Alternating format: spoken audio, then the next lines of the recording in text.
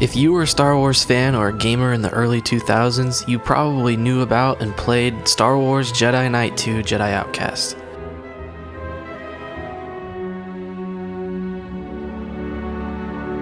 A sequel to the beloved Dark Forces 2, Jedi Outcast released in 2002, and picks up the story of the infamous mercenary turned Jedi Kyle Katarn after he swore off the ways of the Force.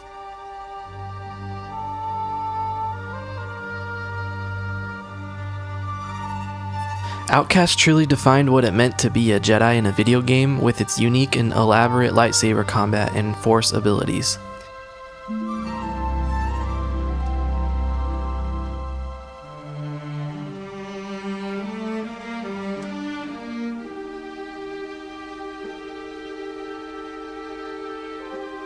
Today, this game turns 20 years old, and I got a chance to sit down with some of the original developers that created this masterpiece of video game history.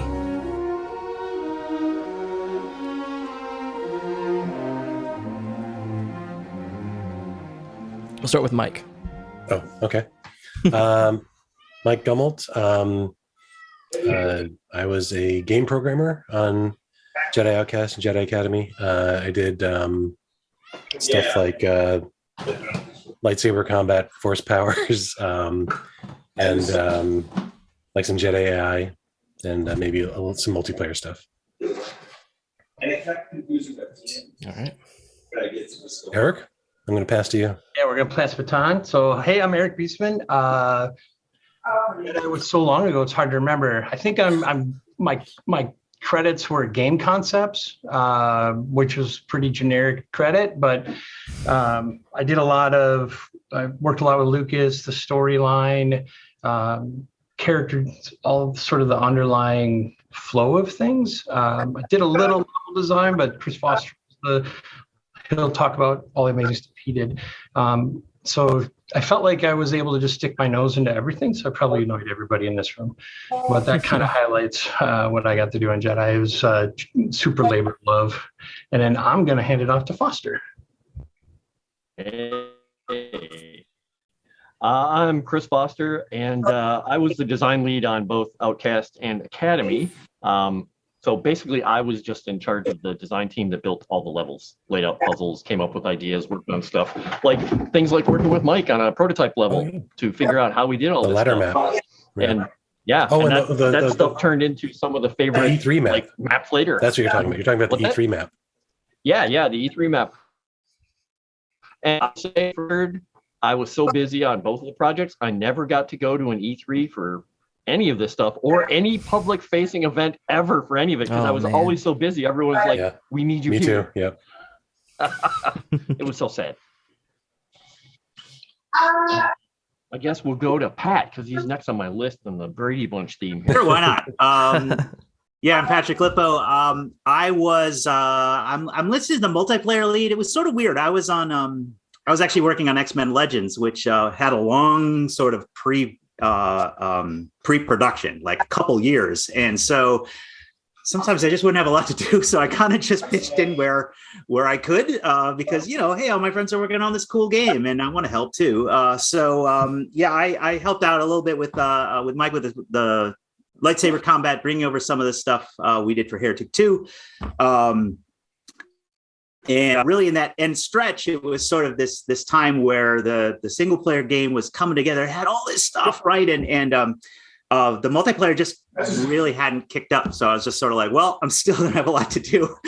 Should I just take a couple people and make a thing? And that's kind of what happened there. So yeah, lead multiplayer design, multiplayer lead is kind of that. It's sort of like pitching in and helping out. which is always cool, and what Raven definitely was about, at least back in that day. Yeah.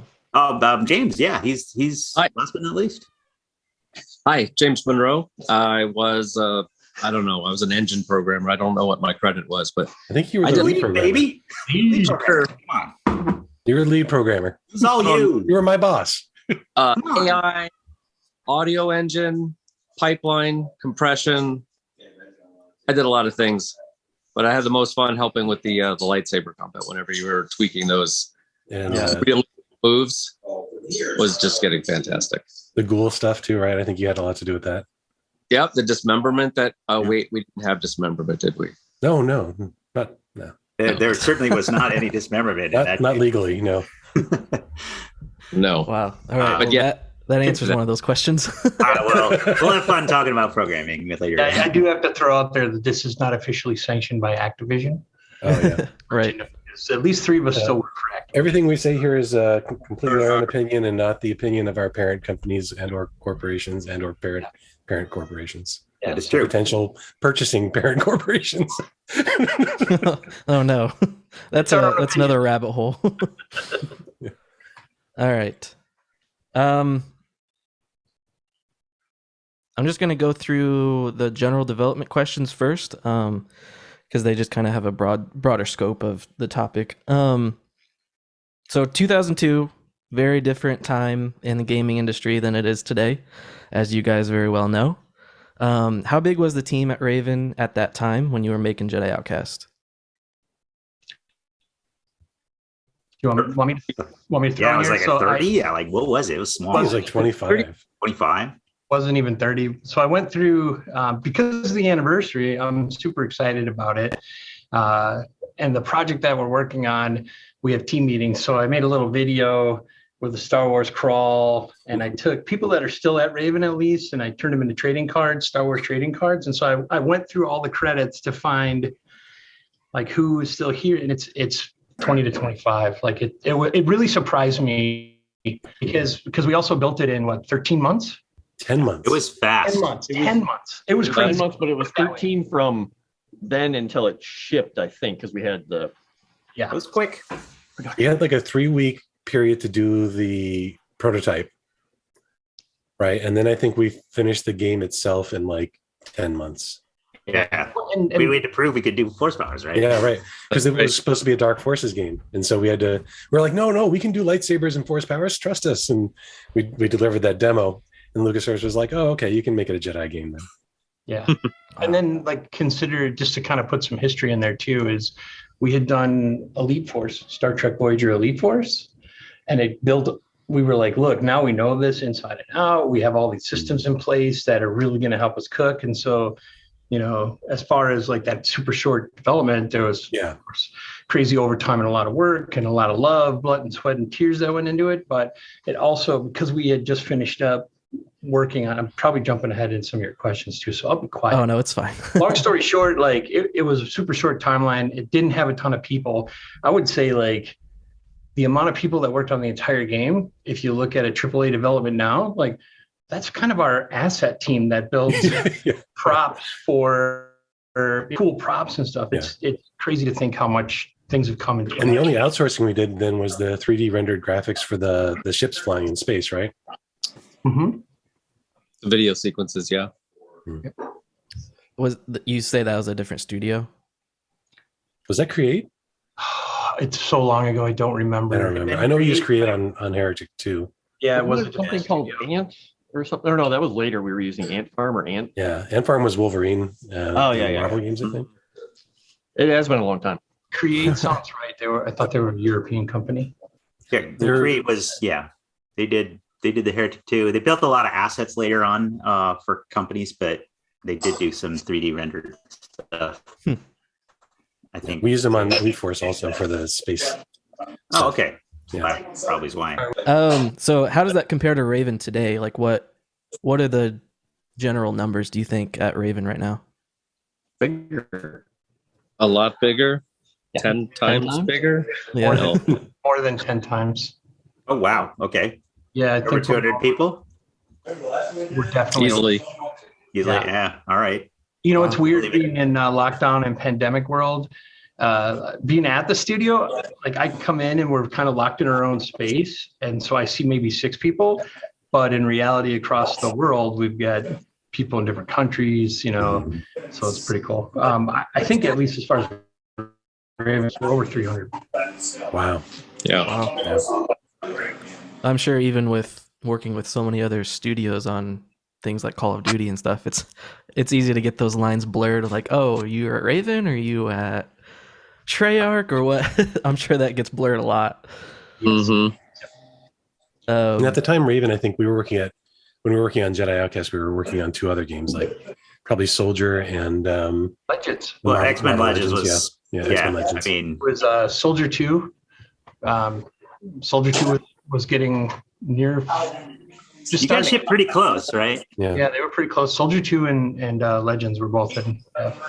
I don't know what you're talking about because I was in this building up on the upper floor with the people Oh, yeah. working on Oh no, You were in the annex. Ivory Tower. Oh yeah, yeah.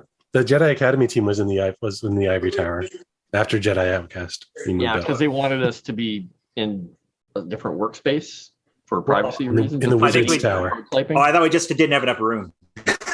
I No, we think didn't it have was enough Code Leader just wanted to kick us out and keep us private. Everybody just assumed we were getting the free soda because we were amazing. So just to fill in the insight there is we had a building that was kind of right off down on the ground level, and then next to it was a tower. And the Jedi team got moved to, what is it, third floor? At least second. Second or third, Like they I got It moved was just second. and You say The first tower, floor was the it's a mocap. two-story It was building. our first mocap. studio. Three-story building, dude. it was a 3-story tower. It was a dark tower. Very, and then the thing is, we had built, we were really just mocap, and so Chris was exiled. It was much better times for work at that. So how many of you are still at Raven? Because I Uh, know Mike's not, but Really, I'm the only. I mean, I think when it started, I was there the longest, and I left after X-Men Legends got done. But really, the rest of y'all are the backbone of everything Raven was for the ensuing 18 years. I mean, Mike, you haven't even been gone from Raven that long, right? about a year. Yeah. Yeah. So you guys are it. You guys are Raven Software, man, right here. wow. I wanted to go to the West Coast and be all fancy and look at mountains, but You look nice and tan, though. I mean, we're all pale and sickly. yeah, right. I have no color, so Tan? No, I am not tan. Yeah. I'm in Seattle. Come on, no one is tan. There are tanning salons on every corner, right? There's coffee shops and tanning salons. That's what you get in Seattle. So, yeah. Pat, where are you at? Like, are you at a studio or what? I'm at Hairbrain Schemes. I'm a lead designer there. Sort of, I switched over from programming to design when I left Raven, which was interesting. I made less money, but that's okay, right? So yeah, Anyway, yeah. be a designer. Yeah, right. That's cool. But yeah, I'm a Hairbrain Schemes. I work on a few companies, worked on Dead Space series and stuff like that over the years. Nice. So yeah. You're in Seattle, right, Pat? I'm surprised you're not owned by Microsoft. Oh, yeah, we are in Seattle. We are owned by Paradox, so we get to make hardcore nerdy Oh, games. cool. Awesome. That's actually part of their mission statement is be nerdy. So that's kind of a fun break from big companies, right? So Very cool. Very cool. Well, I guess to answer your question, I went to Max Online Studios in January 2021. Yeah, sometime during the pandemic. And I'm a lead designer there, working on a new IP that I can't talk about, doing stuff I can't talk about. Naturally. But Always. you know, that's where I am now. That's what I'm doing. Awesome. I was a game programmer up until, I don't know, 2015, 2013, I don't know, something like that. And then I switched over to design for the last several years at Raven, and then now I'm here. Wow. Eric and I had it right. We've always been in design. He's now in creative director. Everybody else is moving to design. I'm looking at you, James. come on, man. Water's fine. Come on, James. Join Everybody else us. is doing it. Join us. All the cool kids are becoming designers. Yeah, the weird That's thing though, it's like back then, 20 years ago, I don't think design is like the concept of what we have now was even a thing, right? It was you're a level designer, you're a gameplay programmer, you're a tech programmer, you do multiplayer. And so there wasn't like a creative director, there was a project lead. Yeah. Which was Steve Raffel. Brian and Steve Raffel started Raven. So it was Steve Raffel and Kevin Schilder, who was also our audio lead at the time. They were the project leads for the game. And it was, I just remember it was always like an eclectic group of people, and it still is, right? Even if you're a designer or you're not, we still everyone has an opinion and we like to listen to it, make the best game with the most input. But it wasn't like you are design and all you can do is, be creative and then shut up. Yeah. We always joke that the game design, like level design, was a possession, but the game design kind of happened after 5 p.m. Right? It was sort of like, yeah, that's where it's like, I'm really excited about this thing. I'm gonna make a thing happen, and that's where a lot of the magic came. Wow. Yeah, it's really interesting going from like, Raven still had that in my head when I was even, just last year, still had kind of a small studio kind of mentality in that, the roles weren't super formalized. You didn't have like this programming department that was like a service that where you like throw designs over the wall and then they make them and send it back to you. Whereas, some other big studios, sometimes they've got that, much harsher division between, design and programming and stuff. And, I came up as a programmer who was doing a lot of design, or later on a designer who was doing some programming, right? So I kind of crossed over that boundary a lot. So it's a little weird for me to see like other companies like making it a really hard division. He also came from that modding background from Quake mods and everything. That's why we hired Mike originally. Was he just had done amazing mods, and it was like, we need to get him on Hexen too. We got to bring him over because Ultimate Quake, right? Yeah, it was Quake mods. And it was definitely Wild West, jack of all trades. You do everything and anything. Yeah, just doing whatever. I had a lightsaber and force powers in that game. I had everything in that game for the first 2 years of Raven. I was like, I did that in Ultimate Quake. It was like Ready Player One before Ready Player One, right? All properties. I had mutants and superpowers, superheroes, magic, classes, predators, terminators, aliens, robocops, lightsabers, Jedi, a Xena Chakram. That was fun. That's awesome. So this was the first Star Wars project that Raven was a part of, correct? Yep. So how did the relationship between you guys and LucasArts work? Were they like super hands-on? Were they just kind of letting you do whatever you wanted? How'd that work? Well, Eric, you had the most exposure to those very first days, right? Yeah, it was. So the team at LucasArts was made up of people that had worked on the last Dark Forces, or worked on Dark Forces and Jedi Knight, and they were super passionate about it. And so there was a lot of good. Like, I never felt like they cared, right? I guess is the best way to put it. And so that was really nice. And at the same time, Raven had a pedigree at least that kind of stood up for itself. So they were very clear, like, look, we want you to make the game. We want you to do the cool stuff. You guys know what you're doing. And like Mike and Chris talked about earlier, we did a demo to show them, like, we can do force powers. We can do lightsaber combat. Here you go. Because, there's always that question, like, are you sure? And so as kind of going into it, it started out, anytime you work with another studio, everyone kind of treads lightly. You don't want to step on anything they've done. You don't want, so, and since it was done in such a short time, we really didn't get the ability to get super connected. But if I was going to put like the long story short version of it, is that they really cared about canon, and that was LucasArts in general, really cared about canon. It was also a different world because the prequels hadn't launched yet. And as a matter of fact, Lucas was writing them at that time. So we would get requests like, can you take out the gold protocol droid, please? There's only one and it's C-3PO. We're like, what? No, that's crazy. And then I'd have to go back and find comic books and stuff out of because I'm a huge Star Wars nerd. Let's put it that way. So I would have to go and be like, look, here's, the assassin droid that looks just like 3PO, except, and they're like, okay, fine, you got it. You can use the gold protocol droid at the base.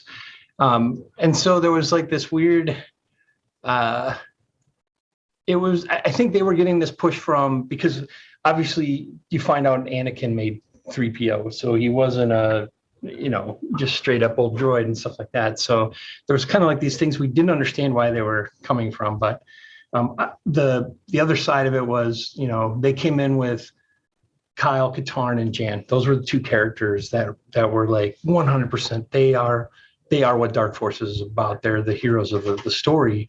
And then it was awesome. Everything else was like, hey, Eric, go do what you want. So at the time, Foster and I were playing in a Star Wars role-playing game.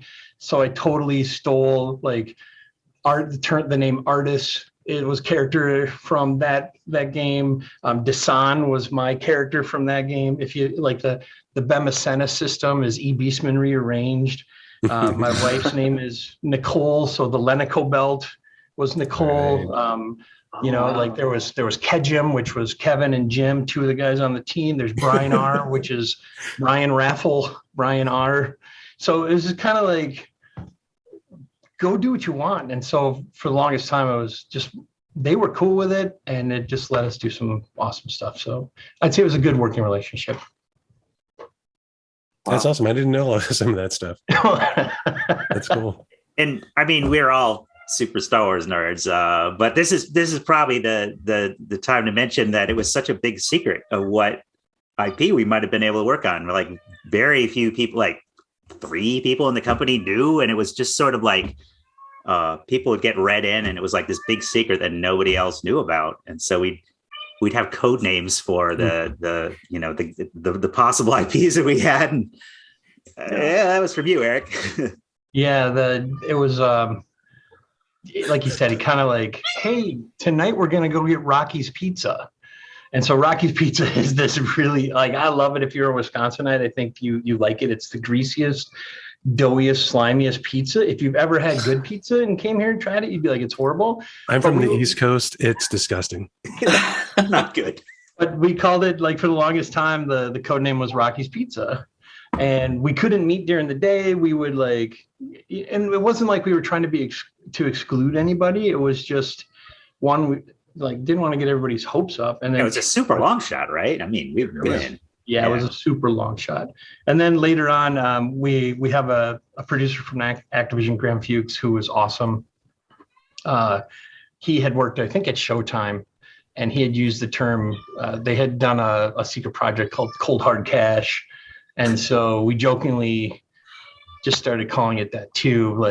And then eventually four Ravenites, myself included, we started a band called Cold Hard Cash based on it. THC, baby. That's awesome. It's all connected. But yeah, Rocky's Pizza was it was not too long either. I think, Mike and Chris really got that demo together super quickly, and as well. I mean, again, 10 months of development time. Wasn't a lot of time to keep anything. Like you said, the Elite Force gave us that head start. We worked on Elite Force for 2.5 years. And partly because the Quake 3 engine was still being, James was, trying to turn, having to constantly update us and as new Quake 3 things came out. And we sent, we were doing stuff that I think went back into the Quake 3 engine. So it was kind of like co-development. I think it wasn't until 6 months before Elite Force shipped that Quake 3 was done or something. Yeah, there was no single player for Quake 3, right? Right, yeah. We just had to Right. turn it into a single player game. And that's why our multiplayer was later. We were waiting for that final code drop to get multiplayer. It was super fast because we're just like, hey, let's just take what they got. Yeah.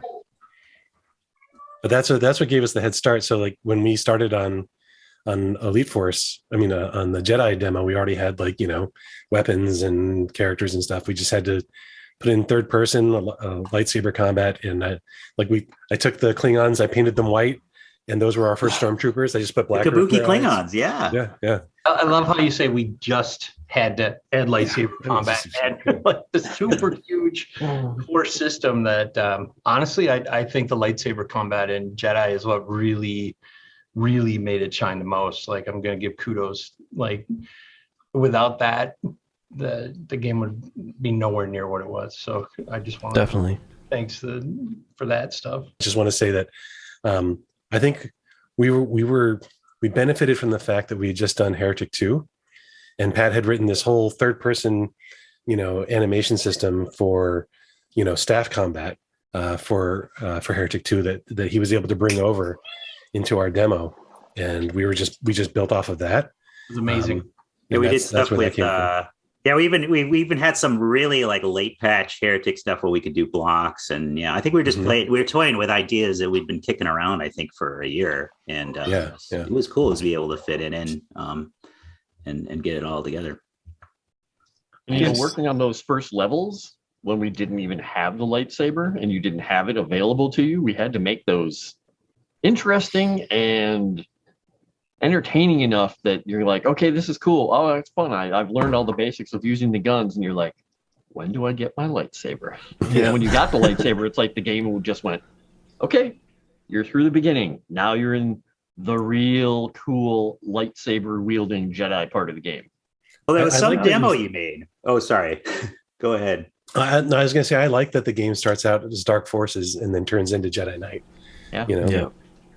Yeah. Well, I just remember you were getting together some sort of demo for Activision. I think this was before we'd proved it out, right? And we'd just gotten lightsaber combat in and working reasonably well. Came into this big hangar, right? And there was another dude with a lightsaber, and you had Duel of the Fates start playing. And like, that was the moment, right? I don't know. It was like 8 p.m. or something. Like, it was just like, when that came online, it was like the most amazing thing. And it just was like one moment where we kind of knew it was going to be just this great thing. I forgot who did it, but someone got the lightsabers reflecting in the floor too. Oh, right. 'Cause we had I was the just mirror going to floor. mention we had those materials because we really wanted to show the shiny reflective Yeah. we were working. Good. But then, of course, later on, we realized that is quite a hit on the game well, speed. yeah. So we ended up having to come out. But at least we still had the reflective surfaces later. Yeah. That was really cool because you could bounce the bolts off of whatever. Mhm. That was a lot of fun.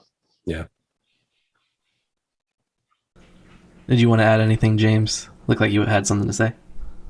I'm sorry, I have a lot of background noise here, so I couldn't point Sorry. here. But it's like, yes, that reflection was the portal technology from Quake Oh, that's 3, where right. they could view through windows, and I adapted it to put on the floor as a portal back to itself, and that's how we faked reflections. It was super expensive, but Yeah, Old because school. it's rendering it twice. old school. Like, we're just making reflections happen today. Yeah. Yeah, it's like the last level where you're fighting Dasan and you have a mirror showing yourself. I remember that was such a big deal back then, seeing a mirror reflecting yourself, and then he's standing behind you, but then you turn around and he's not there. That was one of the like cool moments. It's like, how did they do that? Yeah. That's great. Um, I think also with the lightsaber combat, you know, I think what made it unique is that because it was something from Heretic, right? We brought that over, and that was, you know, there weren't a lot of third-person combat games out there. You know, there was Tomb Raider, but that wasn't like melee combat.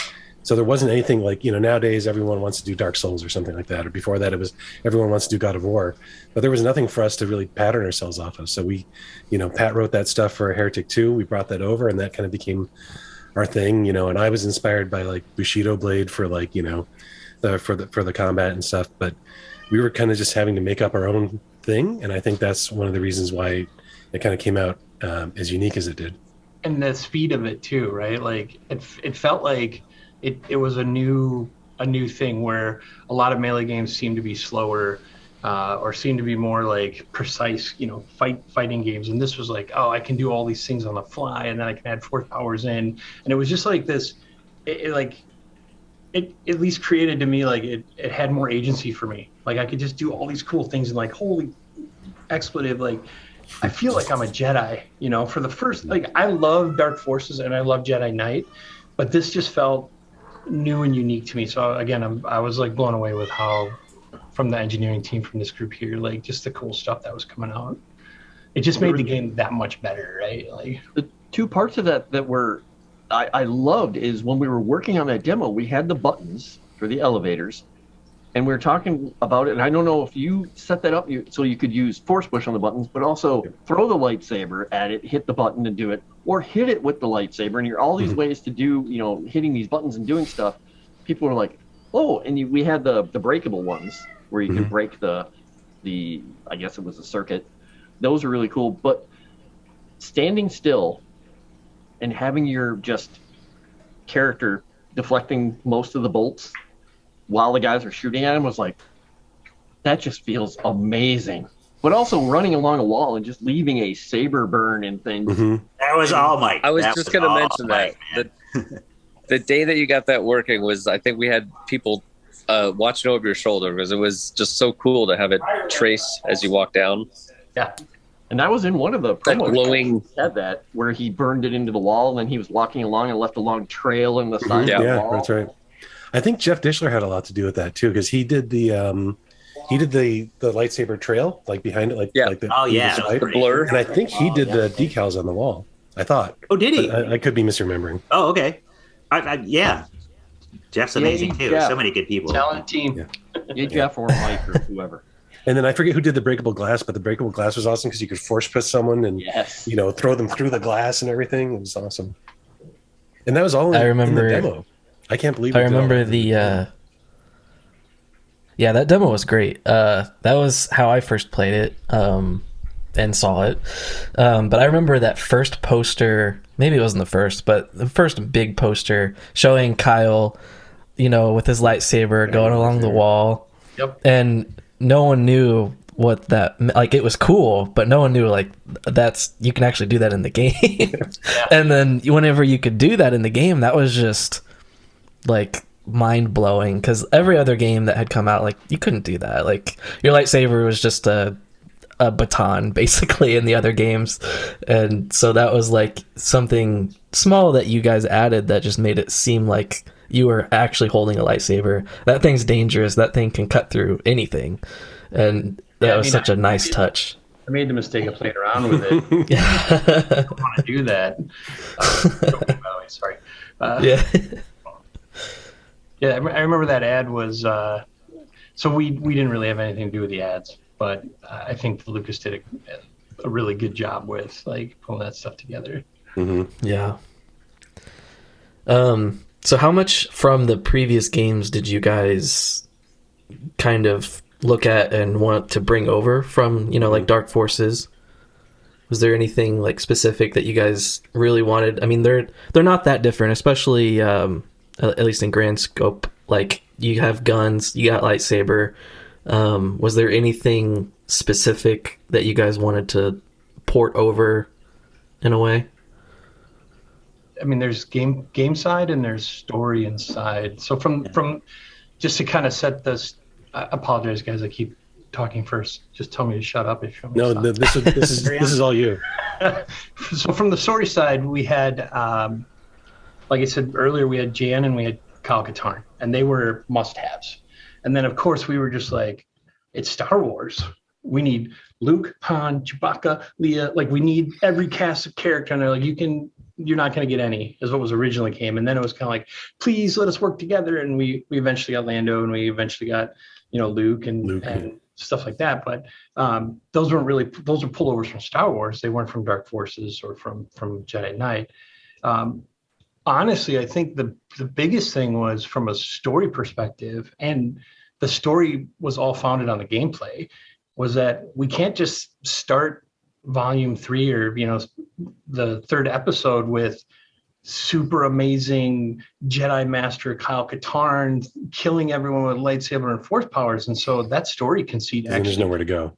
It came because we wanted the gameplay to support growth and agency and have difficulty advancement and all that stuff. So it was kind of like, we just have to do this. So, we knew we wanted the different force powers, like, all of those good pieces. We want to do them in our own way that fit with it and advance through it. And so I can at least just speak from the story and the progression side there, but from a gameplay perspective, I'm going to leave it to the other crew there. I like that you did the story though, because it, having him like, put that stuff aside or whatever, because it worked with either ending of Jedi Knight, right? Like whether it was dark side, light side, doesn't matter. He put the force behind him, and moved on.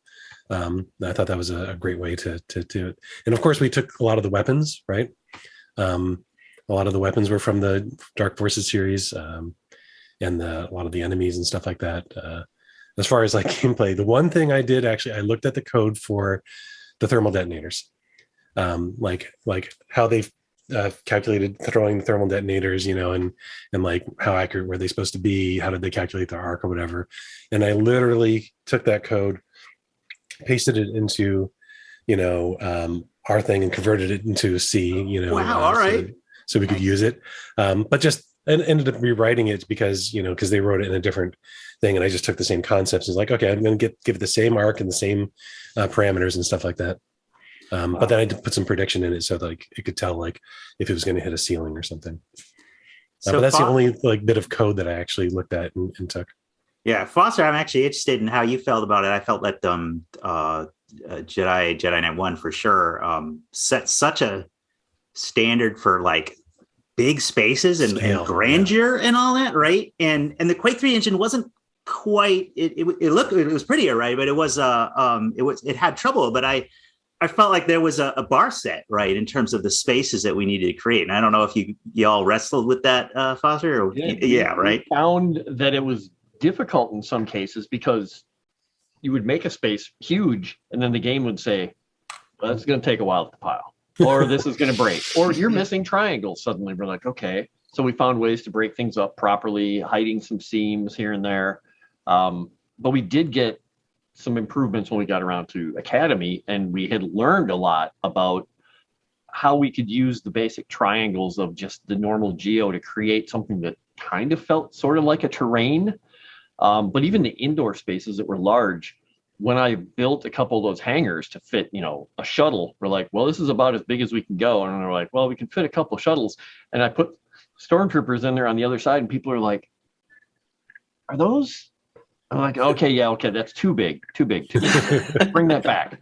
But we found that we could do it, and it worked out well for some of those multiplayer spaces too, because then people could engage across a large distance. And then, of course, they all wanted to get up close and personal, so that's where we kept a lot of the detail, the up close stuff. We tried to make it more interesting, but still wide enough that you can get through it and throw a lightsaber through a doorway or attack somebody through a doorway and not get stuck on it. So it was a challenge. And especially when we got to the larger outdoor spaces, like some of the areas you fought in later. Yeah, a lot of stuff like that. Yeah, I thought you guys did a great job with maintaining the scale of the series. When talking about that stuff too, when we were borrowing stuff, I'm trying to remember back now when we did the stations for the weapon and health, ammo, and all that stuff.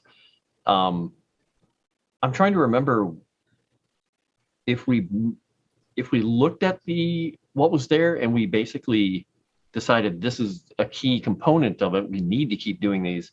I know we changed a couple of things, like some values on some of them, because I know there was a lot of balancing with the health, given all the guys were fighting and everything. But I don't remember the numbers. I know we did a lot of balancing when it came to how much you would get out of those things when you find them. Yep. And the difficulty levels, I think. That's right too.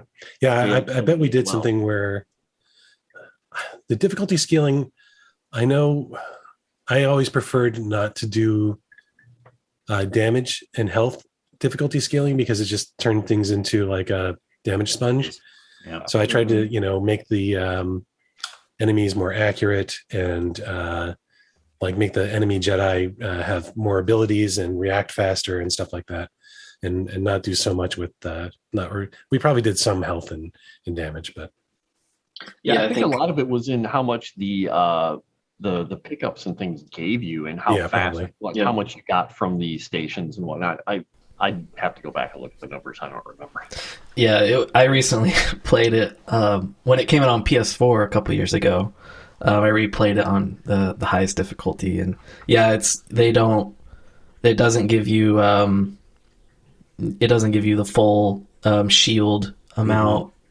I don't think it gives you any shield at all on the highest difficulty, and the canisters only give you like 25% of what they normally do. Yeah. So yeah, I think that was a good touch. Instead of, like Mike said, not just making enemies like bullet sponges or saber sponges or whatever. Yeah, right. You actually, have to think about things instead of just button mash the whole time. Yeah, you don't want to feel like you're hitting them with a wiffle bat.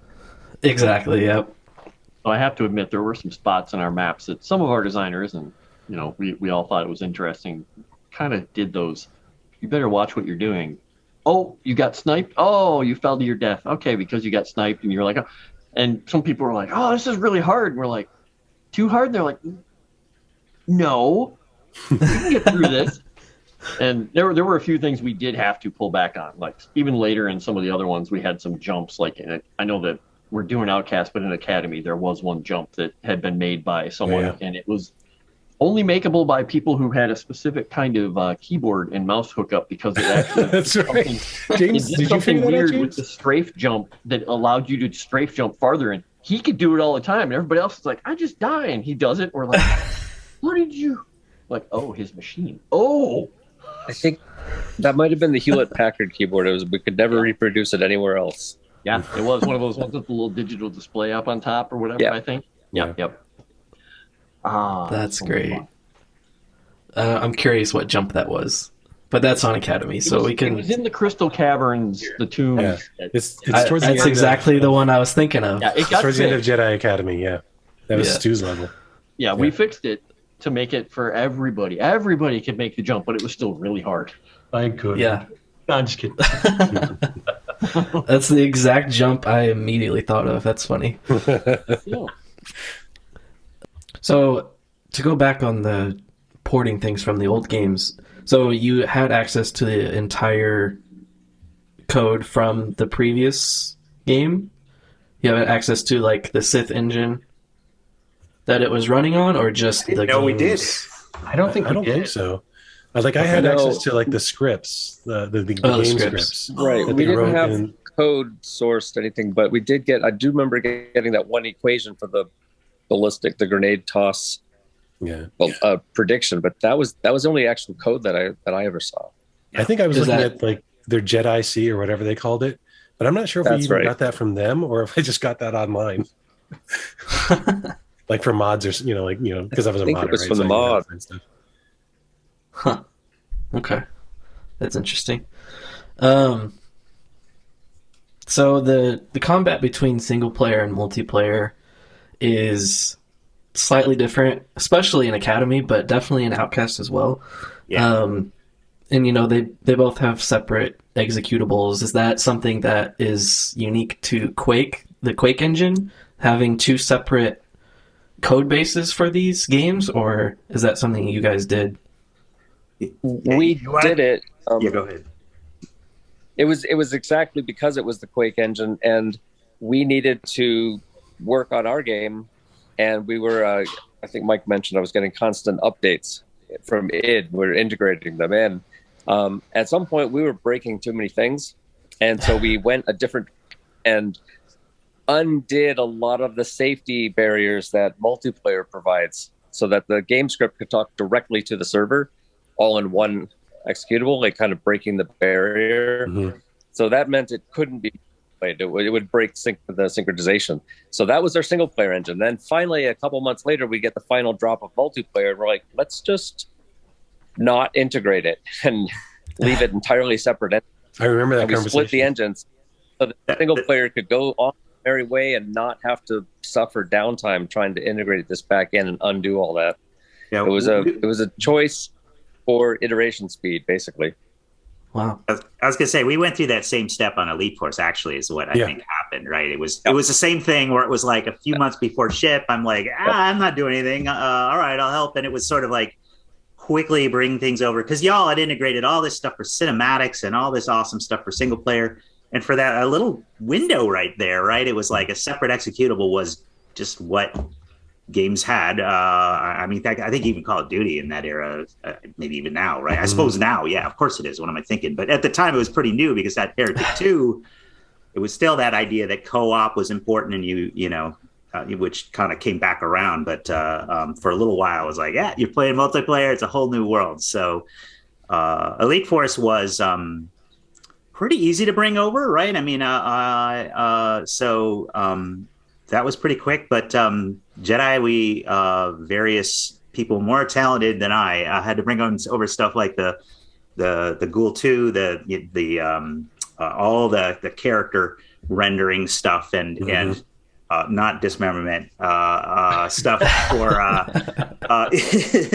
into the game, as well as get the lightsaber combat. And there was another modder that we had hired named Rich Whitehouse, and he did a lot of the just heavy lifting of getting some of that together, right? Making it network friendly and all that stuff. And so we worked together, but he kind of took a lot of the lightsaber stuff and brought over, and it was still a little in flux, right? I think you guys were still kind it. of making some changes and tweaks. Yeah, so he grabbed like a different version of the move set, and so they diverged a little bit, and then post ship, I think we tried to collapse it a little bit together for better force. No doubt there's questions about that, but yeah, it definitely was like okay, we're going to start with Quake. And I'll give credit to James that everything we were able to do technically on both games, just because you just sort of had a laser focus on, like, let's do what Quake is good at. Let's not try and reinvent the wheel. Let's make the tuning that counts. And it made it probably one of the, I think we might even all agree that it was one of the most fun games to work on, not just because of the property, but because it was a very smooth sailing and very easy to get things in. And we weren't fighting anything, right? We just kind of were going with what, making the best of what we had. And it was, so that was really beneficial. And for multiplayer, it was all about that, right? It was like, let's do what Quake's good at and do it right as well as we can. Excellent. Yeah, I remember that conversation, James, in your office and on Elite Force. We were like, what are we going to do? And we were just like, we'll just do separate executables. And you're like, and we were like, yep. All right, that's the answer. Yeah, and then I think we just carried that over to Jedi because we were like, that really worked on Elite Force, so let's do that again. I think the question on Elite Force was whether or not we use VMs or DLLs, right? The native compile. Yeah, the native. Right, to speed it up, it was about 15 to 20% faster. Yeah, native. Yeah, and I'm trying to remember back then when we made our maps. Were we still using to know which executable was it in? Was that when we started making sure we had to append MP? Or did we? That's exactly. Okay. Or was it prefix? MP underscore, yeah. Developer nerdery. Okay. Yeah, that's how it knew it. It was like, here, this is populated in the list. Bang. Yep. And the thing is, too, when we were making those maps, a lot of that was just like, somebody's like, well, there was this one cool spot in this scene in the movie, or we saw something in Dark Forces or something. We're like, let's make that room. Somebody's like, okay, let's make that room. And some of those turned into some of those little small maps that people love dueling. Oh, the dual maps. Yeah. Those are great. Mm-hmm. That was like my favorite pastime of the project. Was like, I wasn't technically doing level design, but I was. And it was purely like, I ended up working on all the Yavin, like Jedi training stuff, because the one of our designers left, and so I took those over. But just making those smaller MP maps and like, I'm gonna do the Emperor's throne room on the second Death Star. I'm just gonna do that, guys, and then we'll see if it. It was like, these are just cool places. Are they fun to play in? We have no idea. That was one of the cool things about the Star Wars license, was that there weren't as many limitations. Like when we did Star Trek, there were so many different flavors of Star Trek that, there were things we couldn't use. We wanted you to go to an original series Enterprise, and like, oh, you don't have the license for that. This other studio does. And we're like, oh crap, so we had to make it like a mirror universe one, or we did some trade-off with the Collective or something to be able to use that. So I wrote the script for that one. Eric wrote the Star Wars stuff. But like I put an alien race on the ship that they're like, oh, there's no aliens on Voyager. I'm like, well, of course there's aliens. He's like, we're like, yeah, but there's none of that alien. I'm like, so I went through the episodes like Eric and I went through. I was like, in this episode, when they're making everyone hide from the Kazon, there is a Beta Z named Jurat. And they're like, okay, fine, you can have a Beta Z, right? Yeah. Or stuff like that. So you had to like prove everything. It's kind of fun though, because it felt like you could like, I will find out, I will show you. Didn't we have a discussion about bathrooms or refreshers or something on like the AT-ATs or something, or a Sandcrawler? We were trying to, because they said that if we put these sort of things in, they become canon. Right. And there were a couple of discussions about things like that, of being like, we talk about freshers, but we don't show them.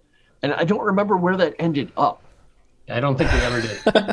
I don't remember there being a bathroom in. Like no one in Star Wars uses a restroom. Like that's really what it came down to. That's shown in the office map, right? That we had. It's always the Raven office map.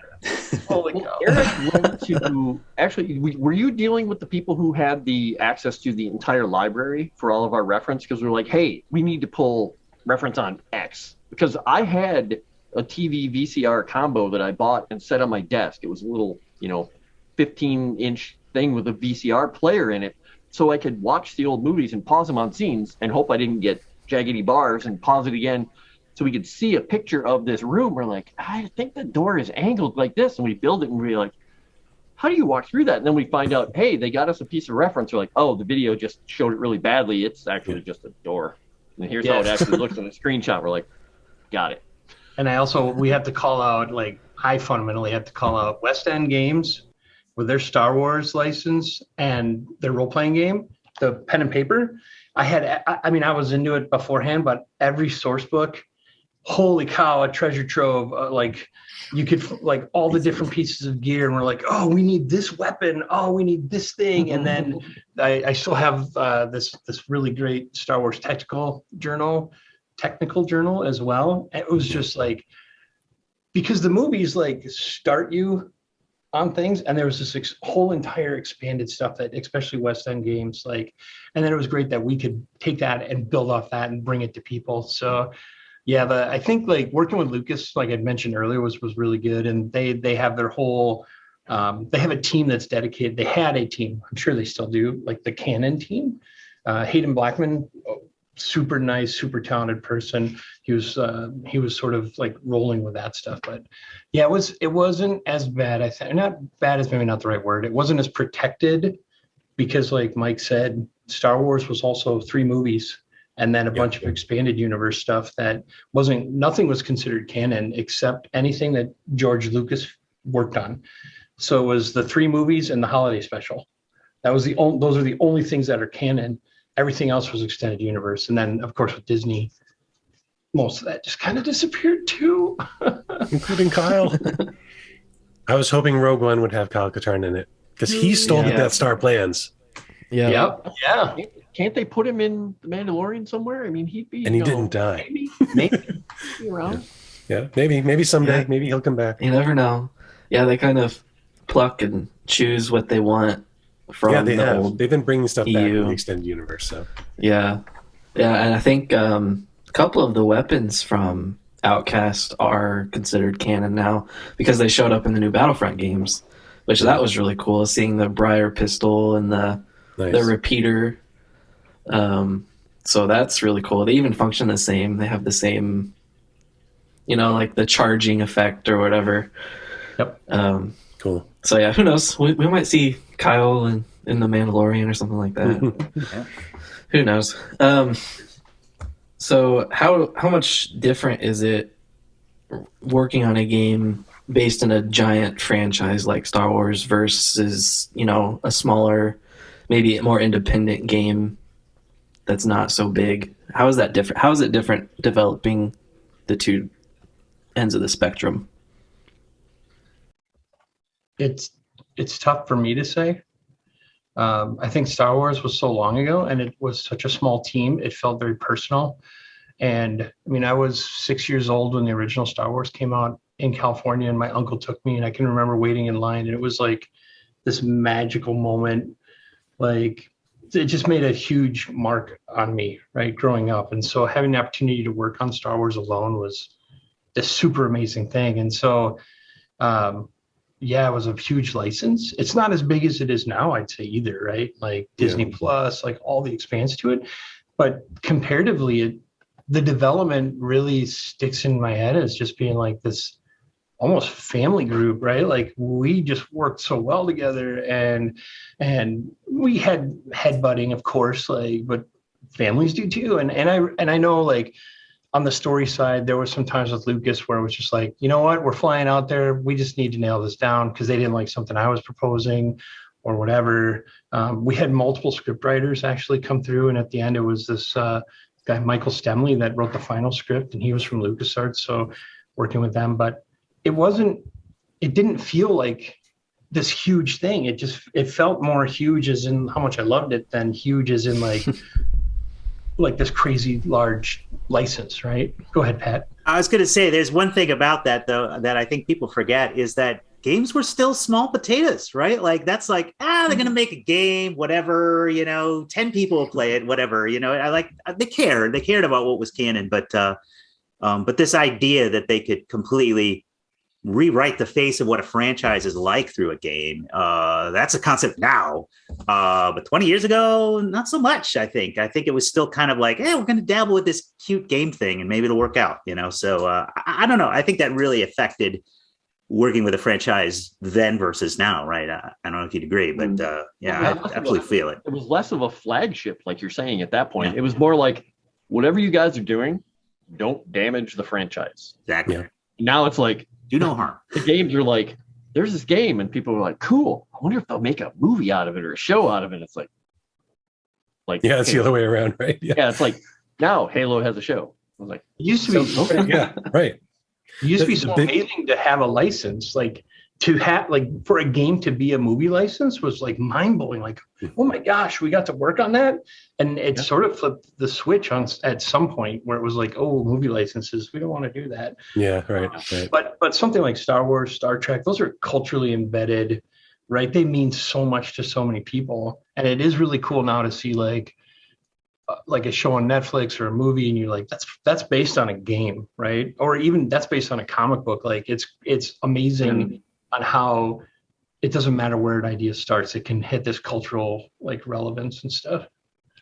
For me, the biggest part, the biggest difference is having worked on, I'm working on original IP now, having worked on, Singularity some, and some of the other stuff we did. The biggest difference to me is that you have a target, you have a visual experiential target that tells you this is how your game should play. Because when you don't have that, then everyone's got their own ideas and they're all bringing it to it. And your vision can keep shifting and changing, with the wind, because you haven't quite defined what the experiences you're trying to create yet. But when you're making a Star Wars game, you know what that should play like, you know what Star Wars is, you know what that should feel like. And it makes it a lot easier for everyone to just get on the same page and make the same experience. And you're not it's not like a movie adaptation. Like when we did Wolverine, we're like, oh, well, you have to have Deadpool and he has to have no mouth because, that sucks. And we want you to suck too. Right? Right. So it's that sweet spot between, write your own IP and having to figure out the vision yourself, and like having like a really strict, like you've got to adapt this exactly, where you've got the experience of the movie and or whatever the IP is that you're trying to create, and that just guides everyone, gets everyone going towards the same vision. That's what I really loved about it. Okay, I want to ask this. I know Mike doesn't want me to, but I'm going to ask about the source code release that happened back in 2013. Was that... I know you guys can't talk about it. I'm going to ask it anyways. Is that... Is that something that you guys did on your own, or was it something that Activision wanted you to do, or... I am... you can just say no comment? I'm no longer at Activision, so I can talk about this. I take full responsibility. It was all my fault. Okay. Actually, it was my idea, I think, because when people had been coming, the modders had been coming to me and coming from the mod community, it was important to me to support the modders as much as possible. That's why in Jedi Academy, we made it easier to mod. And so people had been asking for the source code for a long time. We had asked LucasArts for a long time, or Activision. Actually, we had asked Activision. Activision said, well, we got to get permission from LucasArts, we think. We're not sure. And then when LucasArts closed and it was no longer a thing, I was like, well, maybe, I think it'd be a good thing as kind of like take the pain off of LucasArts closing, maybe kind of release the source code. And so I went around and said, hey, can we do this? And enough people said, sure, why not, that we did. So that's my perspective on it. James had nothing to do with it. It's not his fault. Eric had nothing to do with it. It was Pat's fault. That was thousands of miles away. Yeah. It was a Jedi mind trick. There was no source code. Yeah. And I'll be honest, like, I don't even remember all of the stuff. Like, well, and the Quake engine was open source by then too. Yeah. So much stuff. Like, I joke with the camera and stuff, but I honestly, I wasn't in. I don't have any information to share. I think Mike hit it. Plausible deniability. Yeah. We never got you involved. Oh yeah, exactly. No, I mean, it wasn't like a big legal thing. I think that honestly, The thing was like, we released it. Then there was a little bit of, it wasn't from LucasArts or anything like that. It was just like, oh, wait a minute, maybe some of this stuff shouldn't have been in there or whatever. So we were like, whoops, and took it back. But by then it was out. Okay. Yeah. People that needed it got it, and it's been worked on ever since in different ways. I love what Okay. they've done with it, though. I love the fact that what is it? No, I'm going to mess this up. JKO, no. What's it called? Someone did OpenJK. Has taken it and really spruced up the code base and done some great stuff with it. Yeah, it's been worked on ever since then, and they've been doing some great things. And overall, the whole community has kind of taken that base code, like OpenJK, like all the fixed things, and then built on top of that on multiple projects. So it was great that you did that.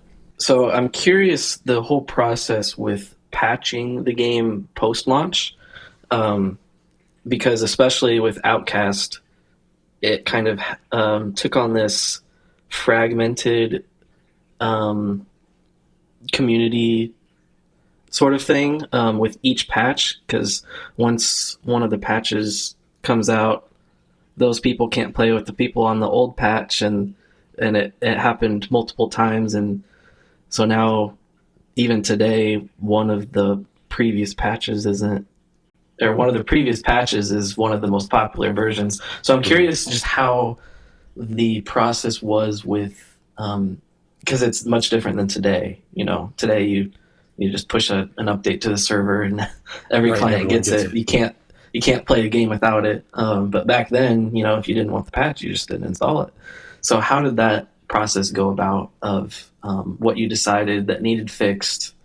And since it happened 3 times for this game, how did that go about? I will say that I remember a lot of community feedback. I mean, we were really trying to take into heart what was working or what wasn't working, but sometimes there were bugs too that we didn't intend to happen.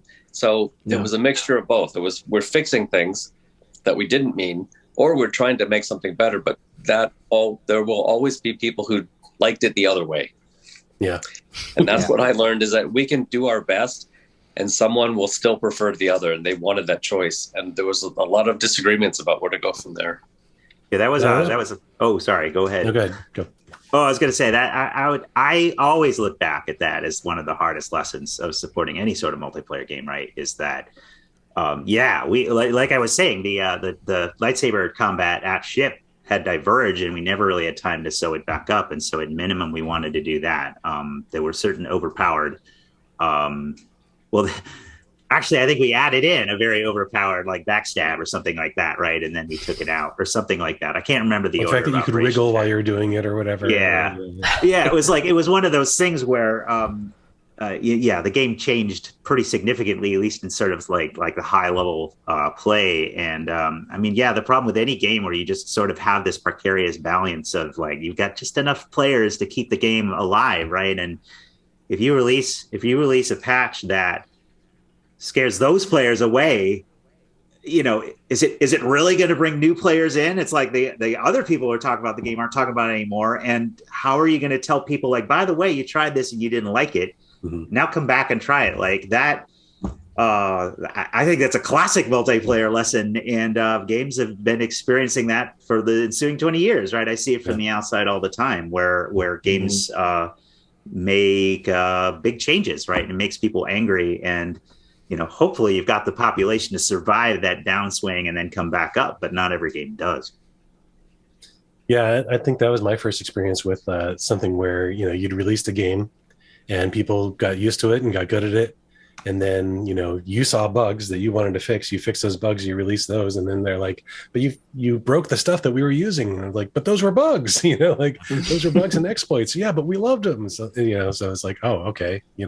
That's the first game I ever experienced that on. But I've seen that later too, like when we were working on Call of Duty and working on zombie modes, there was stuff in there that were technically exploits, but they basically codified them because they didn't want players to get mad that you took that stuff away, that you took a tool away from them that they had gotten used to.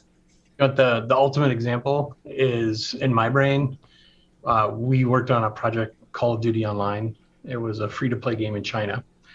And we had a bug in a map where at spawn, you would fall through the floor into a pitch black space with nothing. It was just an open pitch black space, and they loved it. The players were just like, this is the coolest thing we've done, because you're running around, and when you're firing, the muzzle flash is lighting it up, so you're only getting visual. And I think it was ended up being called Little Dark Room. Yeah. Every Saturday we would turn that on for a couple hours. It was a bug that people really made a difference. Like, people really enjoyed it, and it was like a happy accident. Like, I'm gonna quote Bob Ross, like, sometimes happy accidents really happen. For sure. And it was awesome. So I mean, it's not Jedi related or anything, but it's super. No, I mean I think that just proves the point that once you release the game, it's not yours anymore, right? It belongs to the community. Yeah, and you want to give people what they want, right? At the end of the day, you want a happy group of people, and it's unfortunate that there's sometimes people love things so much that they get angry about it, or there's fans and fanatics in everything. And so you just have to make the judgment that at the end of the day, you have to make the call on it. Yeah. Well, that's interesting. I'm a huge Call of Duty fan too, so that bit about Call of Duty Online is actually really interesting. We got lots of stories there too. Yeah. I mean, I could do this all day, but I know you guys can't. We'd probably get frowned upon. So for Call of Duty stuff, Activision actually really wants to make sure we're not saying things that we're Jedi 20 years old. Let's talk about the awesomeness of the past. Right. Who knows anything about Star Wars? Who cares about Star Wars these days, right? That's still a thing? That old thing? Huge. 45 years ago. Come on. I have to say, Star Wars has done a great job of keeping itself fresh and reinventing itself when it needs to. Mm-hmm. Like Raven. Raven's been around. I was talking to Brian the other day, and I think there's only a couple studios around the United States that have been around longer and are still developing games, not like a publisher anymore. But I think it's like Naughty Dog, someone else, and Raven are like the three oldest. And I think Brian is the longest running studio head, like who's still a studio head. Of all the studios that are running that from the 80s, I think he's the only one, or the oldest one left. I think Jason Jones at Bungie is like 1 year behind him. Been 32 years. Wow. Not suggesting he's killed them off either. This is totally no. organic. It's not like a Hunger Games thing at all. 2 heads enter, 1 head leaves. Yeah. Exactly. But the point is, he's done that by reinventing Raven whenever he needed to keep it going and keep it relevant. It's pretty amazing. And making sure that the employees are basically involved in all this stuff. That we're here and we're not just just people who do stuff. It's like, no, he cares. He wants us to be involved. He wants us to all love our jobs and love where we work. And we do. I mean, next month, Eric is going to have been here 28 years. Next month, I'll have been here 27 years. Yeah. And I don't remember how long you've been here now, James. 26, right? 26 next 2 months. Yeah. Next week would have been my 25th year. Yeah. Wow. And what I actually hired two of you guys, and then I was friends with the other 2 of you guys before. So it was that I'm the root of the tree, and then I bailed. But I still look back at Raven as like, come on. I still consider myself first a love Raven. and all that stuff, and I mean that was a super special time. Always is. And I got way the hell more Raven t-shirts than any shirt I have anywhere, anything else. Yeah, without Pat Lippo, I would not be in the games industry. I met Pat in college. I have a degree in English. And Pat was like, hey, there's this company I'm working at. It's pretty awesome. We make video games and you should come and you should write over the summer. They're looking for someone to write dialogue and puzzles and stuff. I'm like, yeah, I can do that. I'm going to go to grad school at the end of the summer. So why not? And at the end of the summer, Steve Raffle, the other, Brian Raffle's brother that started the studio, was like, would you want to just stay here? And I'm like, grad school or stay here? Yeah, I'll stay here. And I remember my parents were just like, for reals? You're going to make games? Like, is that a thing, Eric? Honey. Yeah. Wow. Yeah, I was in film school, skipping classes to make mods, and then I got hired. I figured it was just a summer job, right? And then I figured out what to do with my life after. Yeah. All worked out. That's awesome. Yeah. I think I was working at Prangy when you were working, because I'd ride over with you guys. You guys would drop me off by Prangy, which was right next to Raven, and then you go to Raven, and then you guys said, you should come in and apply. And I applied, and I talked to MRJ, and I think I talked to Steve, and I showed him all my D&D stuff I'd done because I didn't have anything else. And they're like, okay, well, come back on Monday. And I was like, okay, I got to come back again. All right. Because it seemed like they were busy. And I came back on Monday, and MRJ is like, you're sitting here. I'm like, Wait, I'm starting? oh, Oh, I'm back on hired. Monday. Yeah. I got it. It wasn't exactly formal back then. And he used to sit. His desk was 6 feet behind me, and he faced my back. I sat at my desk. The guy training me, Tim Moore, sat at his desk facing my desk. So monitor faces 3 feet apart. I'm like, and then on the other side was Brian Raffle. And I'd look over, and Brian or Tim or somebody would just kind of like, what are you doing? I'm like, I'm back to work. Yes. I remember when I got hired over the phone, they were like, can you start tomorrow? I'm like, I'm in New Jersey. I need like 2 days to pack up my dorm room and New drive to out us there. too, yeah. Yeah, Steve, That's awesome. Steve and Brian are very different people. Steve is very quiet, and Brian is much more, I don't want to say passionate, because Steve's passionate about what he does too, but he's more outgoing. And I worked for Steve when I started, and I can remember I wrote tons, and this project eventually was canceled, actually, and I moved on to other things. But I would turn in everything at the end of the day and be like, okay, Steve, I'll see you later. And he was just like, okay. And then I'd leave, and I'd go home and I'd be like, that guy hates me. He hates everything I'm doing, but it was just, he was so quiet. And again, without him, Outcast would not be nearly what it was. Like, I wish, I can't find it. I kept some of, like Chris mentioned earlier, some of the design stuff. I have a flip book for Artist Prime, and it's what we would do. We would have check boxes of like, where are we in development? What's done? What do we still need to do? We'd have all the concept art, it was all pen and paper. I still have the original game design documents and story outlines in electronic form. I don't know if they'll open anymore. I haven't tried in forever because those were. You got to open them and save them as the new format. Yeah, exactly. Yeah. I can't say how I can't speak for the rest of the team in here. I feel bad, Chris, that you didn't get to go anywhere, because I got to go to the ranch, and Oh, right. we were eating lunch in the ranch, and they said, if you see George Lucas, don't look at him, don't speak to him, right? Because he was working on the prequels at the time, and the guy that wrote the script, Michael Stemley, had written the Monkey Island games, and we were joking about how every game he writes needs to have a monkey in it. And I said really loudly, like, I got it. Oh, there's gonna be force monkeys, and they fly through space like with little mini lightsabers. And the guy next to me is like, Beastman, Lucas is right behind you. You might want to keep your voice down. I'm like, whatever. And I turn around, and he's sitting at the table right there. I can't say anything to him. I don't want. It was like this project, just so many crazy things like that, and just the people that we work with, like this group of guys, super amazing people. The rest of the team, just amazing. I loved working on that game. I would take it home with me on the weekends and play it, and then just because it was just so much fun to play, and I would just take notes all weekend. And then come back to work, on Monday with like just a note. Came back with a stack, like 5 to 6 inches thick of notes of all the little intricacies that didn't quite line up exactly right or didn't feel right. Yeah, and I would just start working through Fine-tuning them it. as quickly as I could. Yeah. Yeah, just burn through it.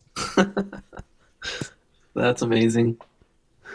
So this is a question probably more for Eric, but what were some of the inspirations behind some of the like puzzle areas and stuff like that? Were there any movies or other games that you kind of took inspiration from? So the other side of this is level design. Actually did a lot of like the designers like Foster and those crew. That's why I was saying when there wasn't a design, a lot of it kind of came down to like who's working on the level, and let's talk about what are references, movies, things like that. I think obviously at the core it was always Star Wars, right? We want to put people, and I think we also were very clear, especially on the multiplayer side when we were doing the arenas, the battle arena stuff, where it was like we want to put you in recognizable locations, like the Emperor's Throne Room or just different things like that. But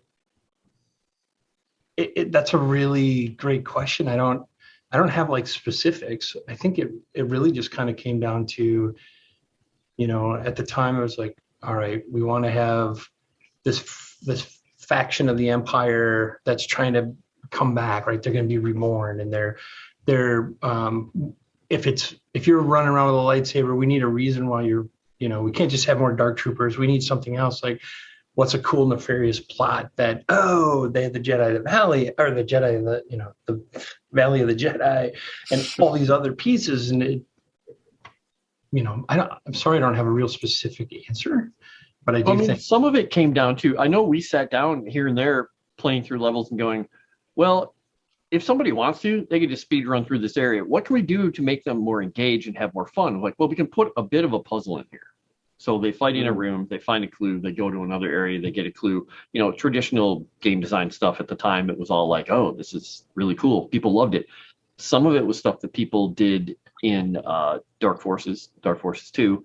We're like, okay, this was a puzzle where they cut the circuit that turned this off. We turned off the flow of this. We overloaded something. Those were all normal mechanical things that we remembered from there. There were things that we did when we were doing stuff on Elite Force that we were like, okay, this is a tried and true puzzle. People enjoy this. It doesn't annoy them too much. It gives them some sense of agency in the world. They can actually engage with the world, change the way, open the path themselves without just literally hitting a button all the time. Though button pressing was one of the biggest things we had available to us at that point. But when we got to the point where we were doing hey, there's an Imperial officer behind this glass. You can't shoot through it. You've killed everybody else and he's just staring at you. What do you do? And we're like, mind trick. Open the door for you. We're like, oh, so it's a button, but it's a fun button. Mm-hmm. And you can't mess up the puzzle. Well, people found ways, but we fixed them. You're not supposed to be able to mess up the puzzle. I know at one point somebody did something where they threw the lightsaber at the guy, and I think he wasn't in the right state, so he got freaked out and ran out of view. And people are like, "Hi, what do I do now?" We're like, Yeah. You don't do anything. we lived in the world of, we used to jokingly call it dorky puzzles. Like, those are dorky. Yep. What does that mean? You have a door and a key, and that's the puzzle. Find the key, unlock the door. And those were fun and those were cool, but it usually was like, to get the key, fight a big monster. To get the key, fight a boss. And so I think, like Jedi, things like, what if you take control of a mouse droid and you drag the mouse droid through this little thing? It was like just trying to find, again, keeping it really focused on that Star Wars. Like, I remember mouse droid riding up to Chewbacca, flown away in fear, right? Like it has that little thing has character. Or the big central console, where like, Obi-Wan had to like set all these things, right? Like there was one of those in the beginning in the first level.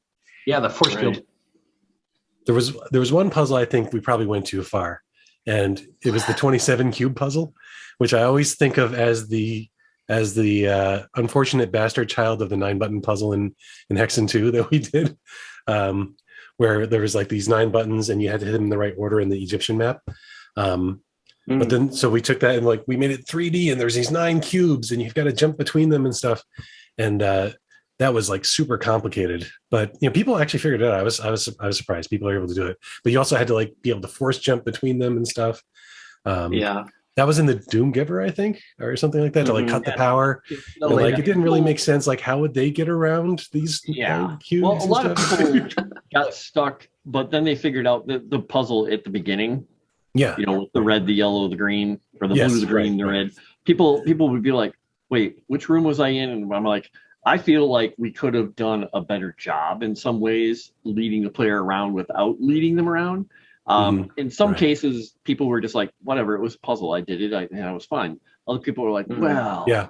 Well, like, and with there was a lot hindsight- less hand holding back then, right? You Yeah. know, like I've seen people play these games nowadays, and like, this is like Dark Souls. This is like super hard. And like hardcore is like, Yeah. well, we just didn't help you out as much back then. We didn't, like, you know, you paid $60 for your game, and you were going to get your money's worth out of it. And there wasn't like all these free to play games out there that you could just go to instead. You know, Yeah. It was probably get more your- like $20 back then, Mike. oh yeah, Yeah, right. whatever. $40, $50. we did ambush the $8. player a fair amount. I have But to say, playing through it again, we did a lot of ambushes on the player. A lot of the ambushes were very obvious. Like, Yeah. you're going into a room, there's a health and a. Well, that There's goes a back bright to shining Doom, light right? Yeah. on the exact thing that you want. Yep. And it's dark all around. Yes, you know Yeah. you're walking into a trap. Yeah. Watch out for the crate dragon. What? There were some dungeon masters involved in the design of Yeah. this game too, who were old school, like, I'm gonna kill the player. Yeah, you should have played the first Yavin training missions before they changed fundamentally. They were like so impossibly hard and deadly. It was Really? just like, we're gonna change these. Oh man, I was gonna say that's my favorite puzzle. I think just because it's where you're gonna get your lightsaber, so there's that anticipation, and you can see it just out of reach, like Yeah. multiple times. It just kind of moves. Yeah, that was great. As That soon was as you get to it. I think that probably made the programmers cry too, because that was when I was doing scripting. Although the scripting was the scripting system, I actually, if I can understand it, it was great. You know, like Which one did you I felt use on it that? was Was that- really nicely done. Was that Icarus? It might have been Icarus. Yeah. Yeah, that was Icarus. Yeah. Which we wrote for Elite Yeah, Force. It was kind of point and clicky, and I was just like, this is so much Yeah. easier than Yeah, drop down boxes and stuff. yeah. Yeah, Well, I've dabbled we in it really a little wrote bit. it for you, Eric. Yeah. That was Josh Wire and I think wrote that for Elite Force, and then brought that over to Jedi, and the Jedi games. Super visual. Nice. That's what works for me. Yep. The other thing I remember is that we had gotten dinged in our Elite Force reviews for being only 6 hours long, like because you could rush through it in 6 hours, right? And so we were like, all right, well, this one's going to take you longer to play, and we put in, so we're like, we're going to put in puzzles and make these levels huge, and you're not going to get through this in 6 hours.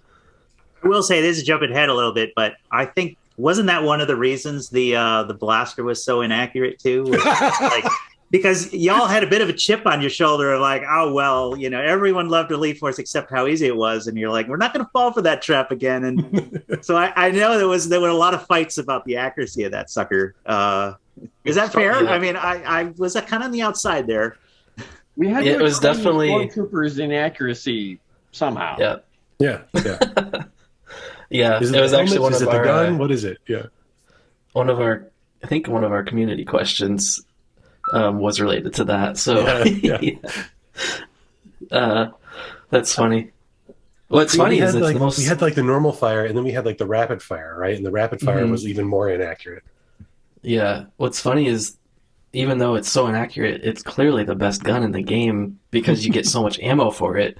And so you're just constantly picking up stormtrooper guns, and so that's going to be the one you're going to use, and it's accurate enough. I mean, come on. Yeah.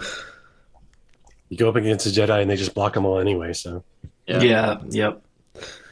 So was there anything that you felt limited by either the engine or the tools that you had? I mean, you developed a lot of the tools that you used, but was there any limits specifically you remember reaching and you just like, you can't get it done by the time of release, so let's just skip it? I got one, dude. So Gumel, you were the master of mods, and you were always putting new stuff into the game. Remember, you created that whole multiplayer thing where you could fly a ship around and all that stuff. Yeah. Like you were flying a ship around and then docking and all that, but it wasn't something we really ever had time to polish because the game was again really lean and mean in the end. But I just remember that being just like the point where we were like, that's probably a little too far. But I wrote had a whole thing. Like I wrote like a whole different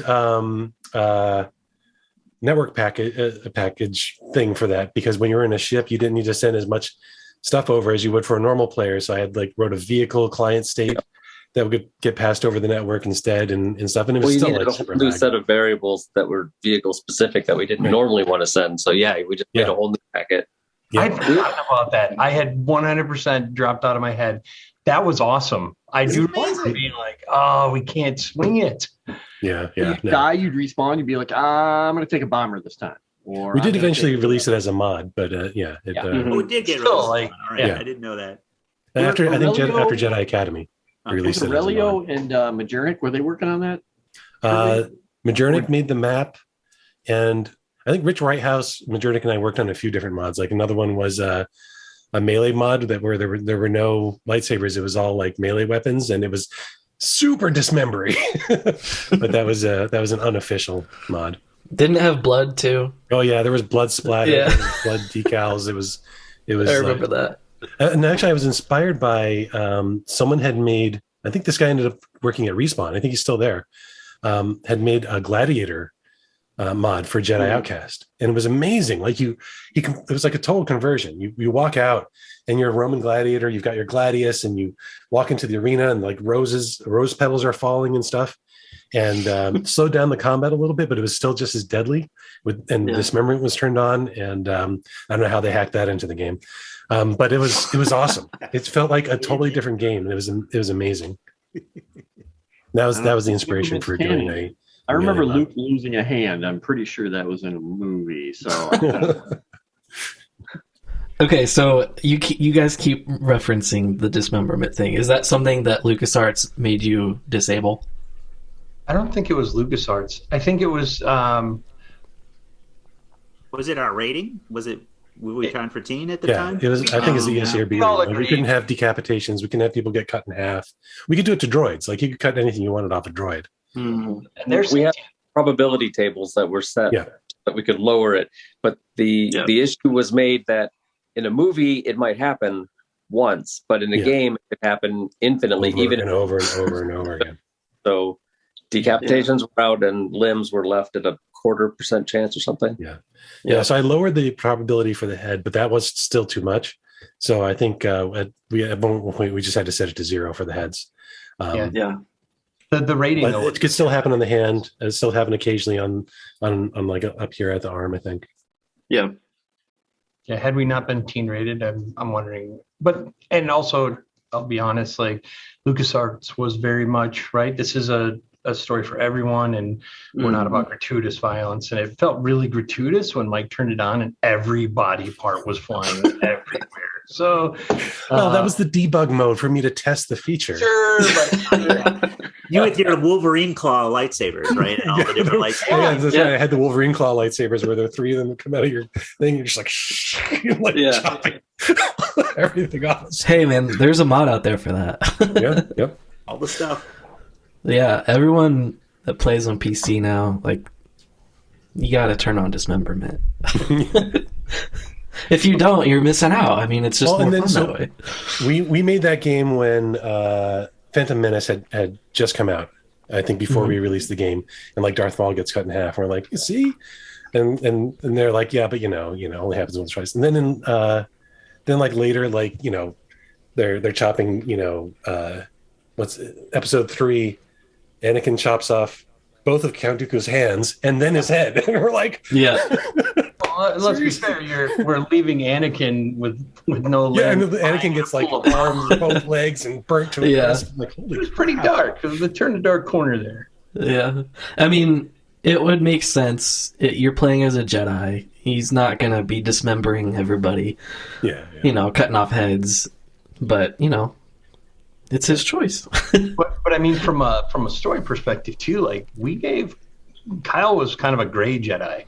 Yeah. He's got force choke. He's throwing people around. Like it's player choice and all that, Yeah. but the powers that we kind of gave him, and even was it in Outcast or just Academy? We gave Force Lightning to the player, Force Lightning was an Outcast. right? And so those Yep. are all Sith related if you're into the Yep. lore and all that. So it was Right.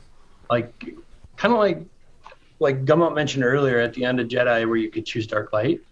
Like we kind of left it gray. So I think Yeah. having the Yeah. idea that Kyle is that he's kind of straddling it, and then he goes on to teach. It's a tool. It's not anything more than that. I always liked that. I always thought that was cool. It wasn't just the Right. light side and the dark side. Hmm. Are you Sorry, saying that only totally diverged seals from and your absolutes, Eric? question. What was that, Chris? Only a I'm saying Jedi. you're saying speaks- only only a Sith speaks Sith in seals absolutes. and absolutes. Absolutely. Absolutely. Absolutely. Like one of the worst Nice. phrases ever. I'm like, what? Wait, didn't you just say something absolute? Only. Okay. What is this a mixed message? Only a Jedi has zero self-awareness. What? You win? We kind of talked about this already, but was there something that was cut? I mean, you talked about the space combat stuff. Was there anything else that was cut? Because there's some stuff that was, found in the code, of course, and found in the assets that just didn't make it. I have some examples here, like the glider NPC. I don't know if you guys remember that. The flying creature that was, I assume, was supposed to be on Yavin or something like that. There was an award system in multiplayer, unfinished levels, stuff like that. Was there anything that you guys wish you had finished in time? Well, I will say that there's two things for multiplayer, right? Foster, it was painful to read those reviews where it's like, oh, you had multiplayer, and really what I wanted to play was on Hoth, and and have a whole thing. And what was the very first thing you tried to build? I think was it you? I think it was you, or it might have been Pinkston, or was it you, Eric? All I know is that we just didn't have the assets to do it. So, and again, time was short. So We ended up getting the Hoth stuff in Academy, though. yeah, I know it eventually. Yeah, there was came with we did a Raid. siege mode for Jedi Academy on Hoth. Yeah. But the Yeah. most painful thing is, and there was even a Penny Arcade about this, right? Was like, Lando and Han Solo are running around with lightsabers. We just class system, all that stuff. I mean, Yeah, we were coming in real hot, so yeah. that's my fault. Anyone can you just Totally my pick your fault. model, pick your weapons, pick your lights, your Yeah. force powers, and that's it. Exactly. Totally open-ended. But honestly, I think ultimately people in the long term enjoyed that flexibility. I loved it. Mhm. I'm glad we did that. Honestly, Han Solo with lightsaber is amazing. For me, it was I had pitched a mini game where you would build your lightsaber. You build your own lightsaber. I think this is probably for Jedi Academy, actually, not Jedi Outcast. But I wanted you to be able to like have this mini game where like you pick out your hilt and you pick out the crystal and all this other stuff, and you would assemble it and put it together and like test it and make sure it works and do a little circuitry or whatever. And just but the idea is that you would just feel more attached to your lightsaber if you actually built it. Right. Yeah, that sounds more like something Academy would have, and honestly, I really wish you had built that. Yeah, That sounds so cool. Anything Yeah, else I that had- was cut that you guys can think of? I had pitched a couple of things when we were doing all the stuff for Yavin when he was going back to do his lightsaber, of areas and rooms and things we could go through to do more narrative stuff. And I know that at that point, Eric had talked to people and they were like, well, it's all very mysterious stuff. We don't want to point out too much stuff. We can't give out all this extra lore, because I think honestly they were working on a lot of it for the movie. And they were like, well, we don't want to put this in there because now we found out they're going to start talking about midichlorians and everything. That would have probably not gone with what we had. So I wish we could have done some of that, because I wanted to actually try and figure out some way that we could have gotten in something in the temple that was something you'd never seen before, a cool room, an area, and like a forced sanctuary basically. And it just didn't really ever materialize because we couldn't get it into the training, and we couldn't have that be where his lightsaber was. It was literally just a kind of a little dream area I had, and I ended up making one of the rooms or something. Some of the geo I think ended up using in one of the courtyards for an MP area or something like that, I think, because it was supposed to be kind of And I didn't realize I was being, pressing it there. It was supposed to be a force like bubble. It was supposed to be an area that you were not in, but you were in, like the little dream room. And then I'm like, oh, they did that in the Clone Wars cartoon. And like, okay, well, Yeah. but they did it bigger and better. Interesting. I feel like every game you ever work on, there's something you wish you made or you wish you were able to do. And unfortunately, it's probably all lost in the grayness of my hair. I'm sure there was grand designs for so much more or whatever, but at the end of the day, I think what came out was great. So Yeah. I don't have any regrets about that game. That was really fun to work on. Hey, I did remember pitching the idea for a multiplayer thing in Academy of having the Tauntauns, but lightsaber lances, and that didn't go anywhere. Weirdly enough, Oh damn! Well, I did like the lightsaber lance eventually. I was like, "Are you crazy?" The mod system that I made for Jedi Academy, you could define all the properties of a lightsaber. So you could just say how many blades it's got, how long each blade is, what color each blade is, how thick the blade is, like, how much damage it does and all that stuff. So you can make like this super long Jedi lance and stuff and all sorts of other crazy things. I've seen that YouTube video with the 57 Yeah. blade. And that's how you can do the Wolverine claw lightsaber blades. They're like this long. Yep. All right. I have my promotional. So you show yours chassis. first. This is a lot Oh, smaller. nice. You got the big Yeah. one. So this is a Saber Forge, slightly modified to make it a little bit more authentic. Kyle Katarn's lightsaber from Saber Forge. Very That's cool. so cool. And I even Modified by you? I touched up some of this like here and here to put the black in there that they didn't have. Put in your own crystal, Oh. all that stuff. Yeah, and then I got the one where you can put your own sound font on it. So I actually took the sounds from. Hold on, turn it off. It's on the fritz. those are from the game. I'm just gonna stick it in some water or something. What's that? What's the material that turns off lightsabers, Eric?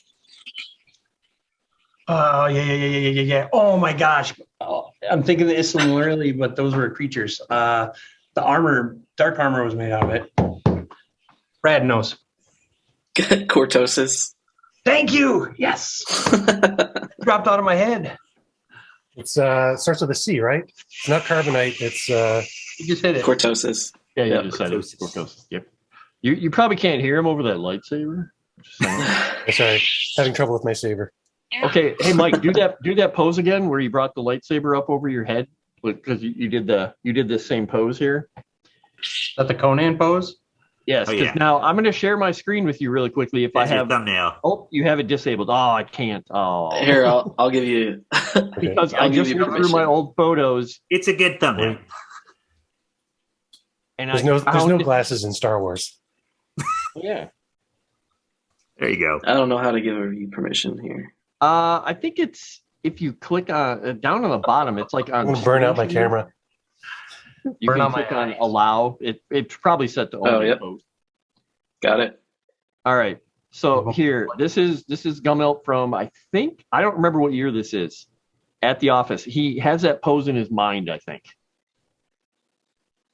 Oh, look at that! Oh, dang! Nice. More things change, right? Nice. Exactly. There's the board cube behind you too. Oh yeah. Oh, that's a And there's that's Q a in the plastic box, I ninja think. sword. I think there's a Q in the box there and juggling balls. So That's probably when we were working on Jedi. yeah, it's That's awesome. I'm trying to find the date on that one. I've got a drawing by I think it's Culligan Roberts. It's like a Jedi programmer or something. That's a drawing of me like that. But what's I going to say? Shit, something about the lightsaber. Pat's got something he wants to show. Yeah, I was gonna say, I gotta. Oh, yeah. I think we all have these, right? Collector's editions. This thing got wrecked in a move, but Oh, still yeah, collecting yeah. all the things with the signatures of everybody is Oh, pretty, nice. pretty special. Always the top of my collection. Oh, you got your Kyle Katarn. This is the Kyle Katarn action Yeah. figure. Oh, nice. Mike, Love that that. picture was from May 18th, 2000. Yep. Yeah. Wow. Wow. That would have been when we were working on it. What Or was it? sometime around there. I thought Elite Force shipped in two. No, Oh, the you're Elite right. Force shipped You're right. in No, we started 2000, in right? 2001, so that would have been before. Yeah. Before. Yeah. There you go. The We poster. got showing, Very apparently rare we're all poster. showing off stuff again. 20 years of accumulated dust and Yeah. sadness. Hey, that's people. I mean, wait. I'm raffling this off to the studio, someone in the studio. Cool. Oh, I was saying I took the sound effects from the game for Kyle's lightsaber and put them on that lightsaber. Oh, nice. So it's the same Nice. sounds from the game. Nice. 8-bit. So it's super authentic. Yeah. So everyone has always been asking this question since Academy came out. Was there ever a plan for a sequel to Academy?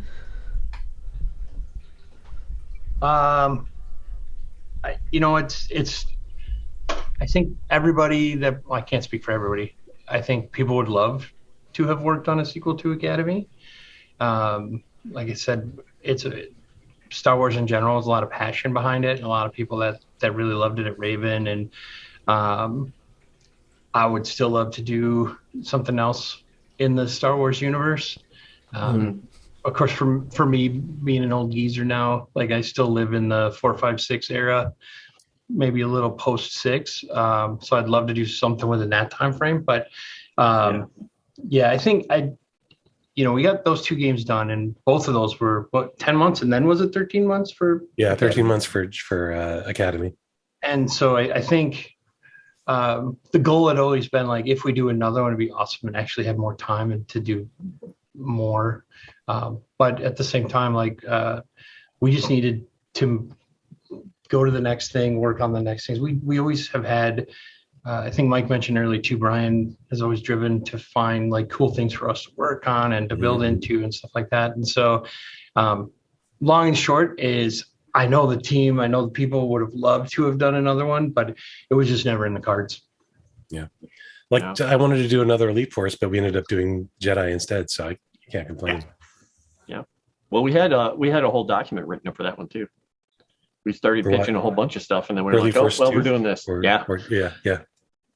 I've always wanted to do more with the Jedi franchise, and I thought it would have been great if we could have taken it, especially a few years back when it was still really fresh in people's minds, but also the open world games were starting to come back. It would have been so amazing to have done just a Kyle Katarn open world game where you had a huge open world and you were basically, the Ronin Jedi doing whatever. Yes. Go find your way. Just wandering the galaxy, righting wrongs. Exactly. Because Came in from an Kung open Fu. world galaxy game, it would be it'd be mind boggling to try and figure it out. But I think you could figure it out and make the playable space on each planet, manageable. But it would be interesting. I'm totally addicted to Horizon Forbidden West right now. Oh yeah. And in my brain, I'm like, what if this was Nar Shaddaa? What if this is really the jungle of Yavin or getting man, it'd be so amazing. Ghost I'm of only Tsushima. 46 level in that right now, Eric. How far are you? I haven't. You don't want to know. I'm Okay. I feel like my family don't recognize me anymore because I'm either at work or playing that game. For me, Ghost of Tsushima is a really great. You could turn that into a Jedi game like that. Yeah. You just put a lightsaber in his hand, and it's the same. It's the same concept. Every time I play that game, I think of you, Mike. Oh my god, I love that game. I love it so much. Played through it twice so that I could get both outfits at the end. Yeah, I haven't played that one yet, but it's on the list. Have you guys played the Jedi Fallen Order game that EA made at Respawn? What were your thoughts on that? So it's a- funny.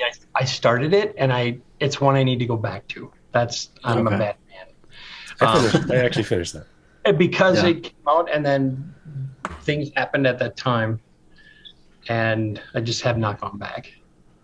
So I'm not the person to ask. I really enjoyed what I was doing until I couldn't play it anymore.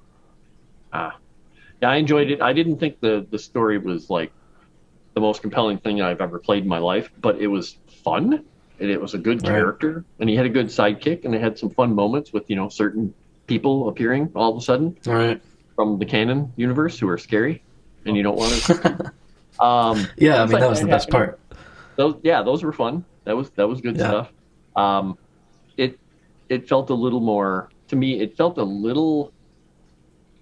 I can't even say constrained. It felt like some of the stuff I wanted to do, I kind of couldn't because they didn't want me to Yep. be able to do certain things because that would have broken the way they created the game.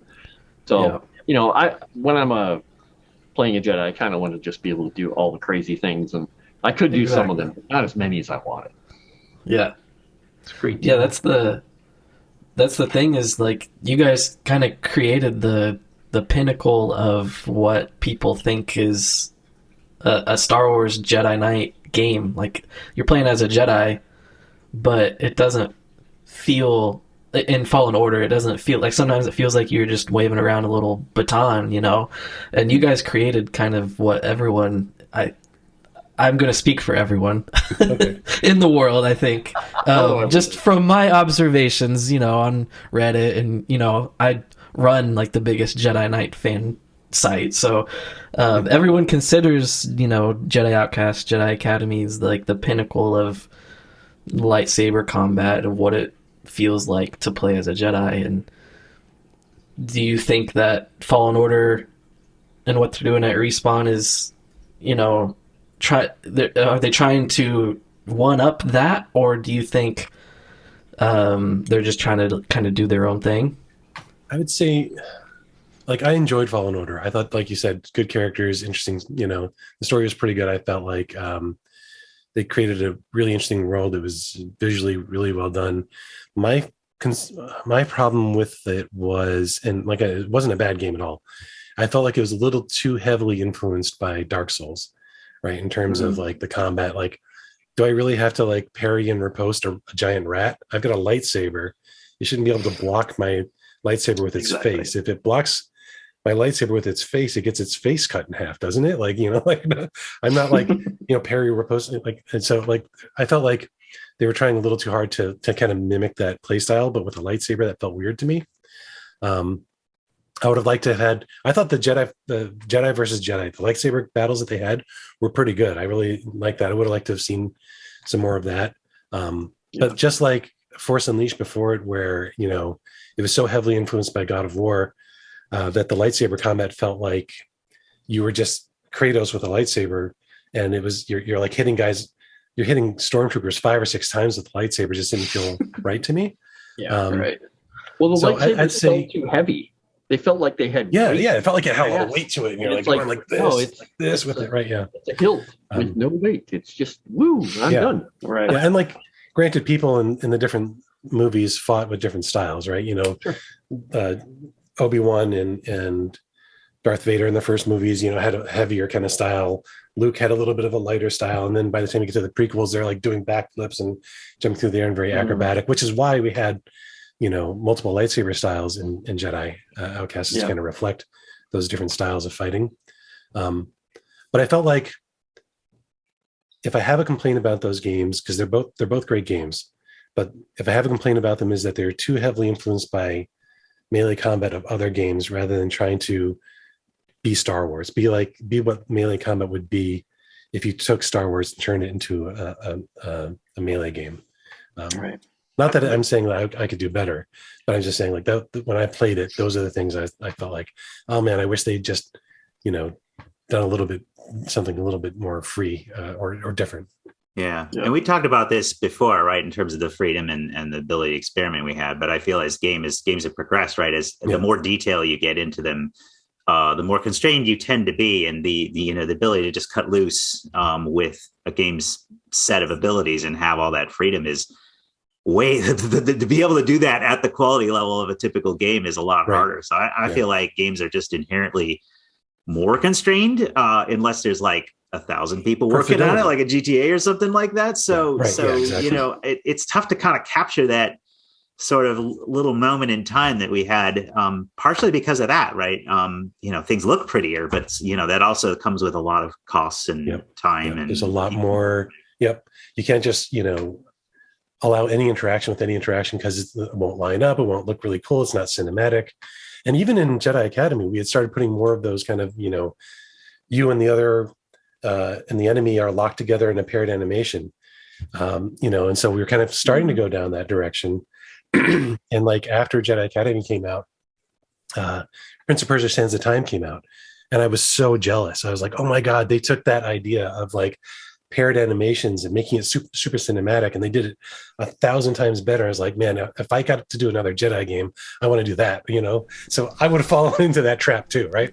I would have been like, I want to be Prince of Persia: Sands of Time Jedi, or something, because you always want to play with the new toys, right? The new design toys. So is there any advice that you would give to people out there at the various studios? Any advice you would give them for creating not just Jedi games, but, Star Wars games, or maybe just games in general? Well, I guess just on the tone of what we were just saying, right? Like, for starters, like, make sure you go back to the magic that you felt when you first, saw the movies, especially for us who were, kids when the movies came out, we saw it and we were bringing that with us when we did it. Like, games are so highly planned and intricate and have so many people involved these days. I think that magic can get lost, honestly. So, that's sort of like try to bring back the feeling that you had when you first saw it before you were a game developer. And, I think you're going to come closer to what your average gamer might want to feel or expect when they come in to play a game. Like, and that's a hard perspective to get. The older we get, the more veteran-y we get, the more years we put into the industry, that gets lost. So it also gets compounded, right? Because I think we lived in a world where there were no prequel. We came out in a world where prequels came out just around the same time, right? But it was 4, 5, and 6, a bunch of books, right? Mm-hmm. Comic books. And so you hadn't seen those places as often, right? You'd seen Bespin in a movie, or you'd never seen Yavin on a bigger scale. And so I think we were able to tap into that. So it's tough to kind of, like Respawn, freaking incredible studio, right? Talented people. They make great stuff. It's hard to come up with the freshness and the uniqueness because now Star Wars has been so many games, so many movies, there's TV shows, there's, it got overwhelming even as a fan back before Disney bought it, just keeping up with all the books, like the Yuzong Vong and like, Shadows of the Empire and like all these like amazing stories. But like, for me, it would be like, take me somewhere I haven't been before. Just don't talk about Prince Shishore. Oh yeah. So I think, I think that's the tough part is your job is to make something fresh, new, and exciting that at the same time can evoke those feelings. And so I actually really enjoyed the, like I said, I didn't make it all the way through, but I enjoyed the gameplay. I enjoyed the storyline. I enjoyed the character, just from a fan perspective, even like just kind of looking at it. So you need to, but I think Mike is kind of spot on. We're all guilty of it in the industry. We see something that works that we liked, and you're like, I like this so much.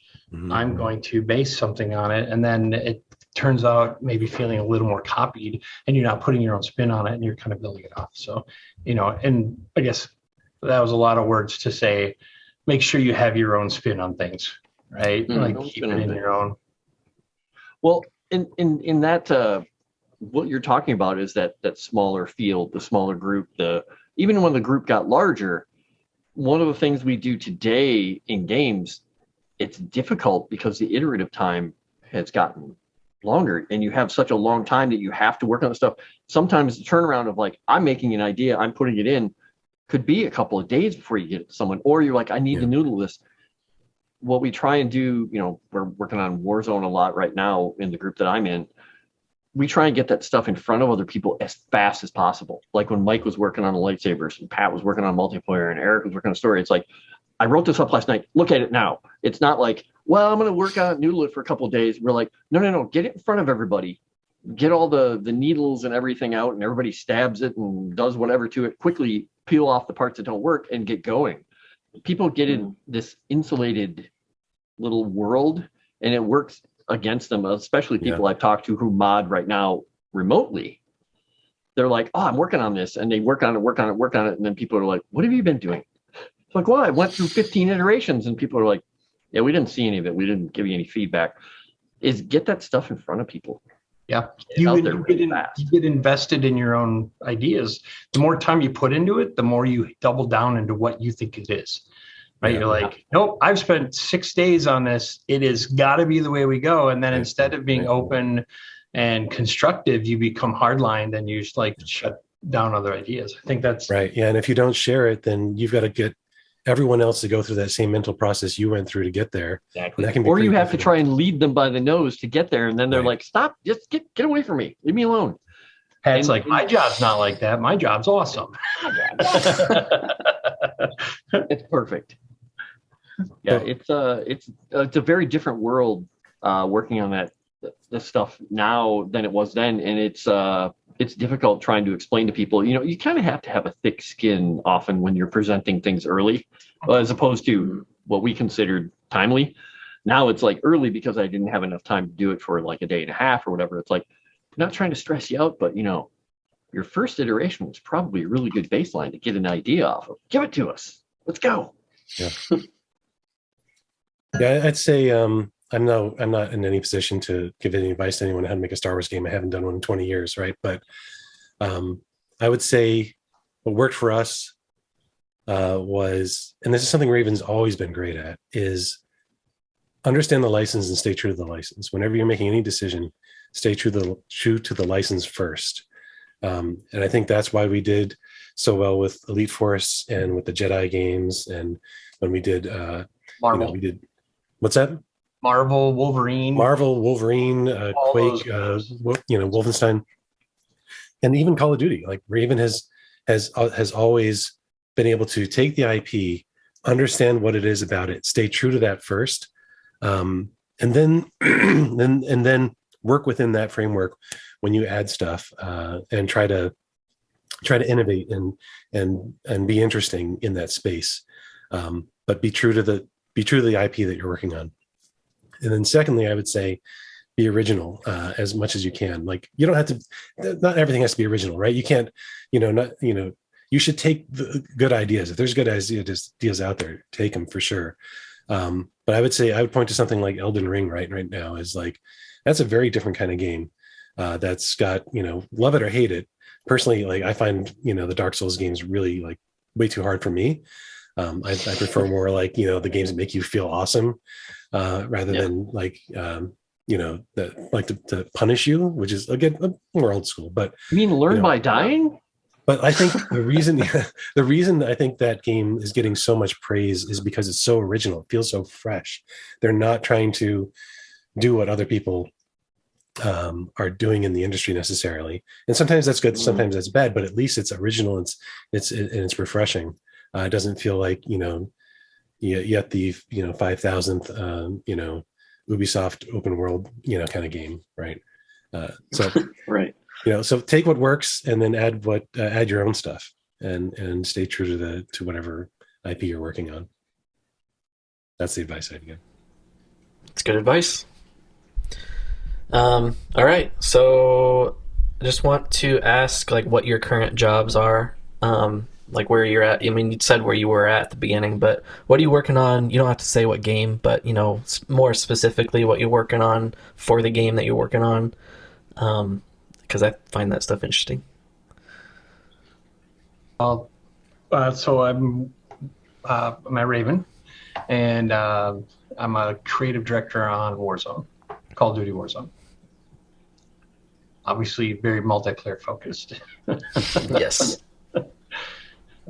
And I'm a studio designer at Raven Software working on Call of Duty Warzone. So anything you've seen in a Warzone map, including Blackout, the Call of Duty Online stuff, the iterations that the map has gone through, I've touched all of them. So I know them all intimately. I know where all the little bits and pieces and bodies are hidden everywhere. I've touched pretty much every prefab in every one of these maps. Nice. I love that. So before ZeniMax, last thing I did at Raven was I was pretty much the last thing I did at Raven was I was the lead designer in Warzone, leading up the development of the mode itself for the first like 3 or 4 months, getting that off the ground and just trying to turn it into something that felt like a Call of Duty battle royale. Again, trying to stay true to the feeling of Call of Duty, because there were a lot of different ideas going around to make it a little bit more hardcore, a little bit more like what's the really hardcore BR that's out there, where you can like die and lose your stuff. I can't remember but there were a bunch of ideas out there for like, we can make it like super milsim, or we can make it, whatever. And part of my job was like, how can we make this feel as Call of Duty as possible? Just make it really Call of Duty, streamline it, make it fun, keep the engagement distances Call of Duty. So that's what I did there, is I just kind of got it stood up for the first few months, and then I moved on to other stuff. And then I now, like I said before, I'm at ZeniMax.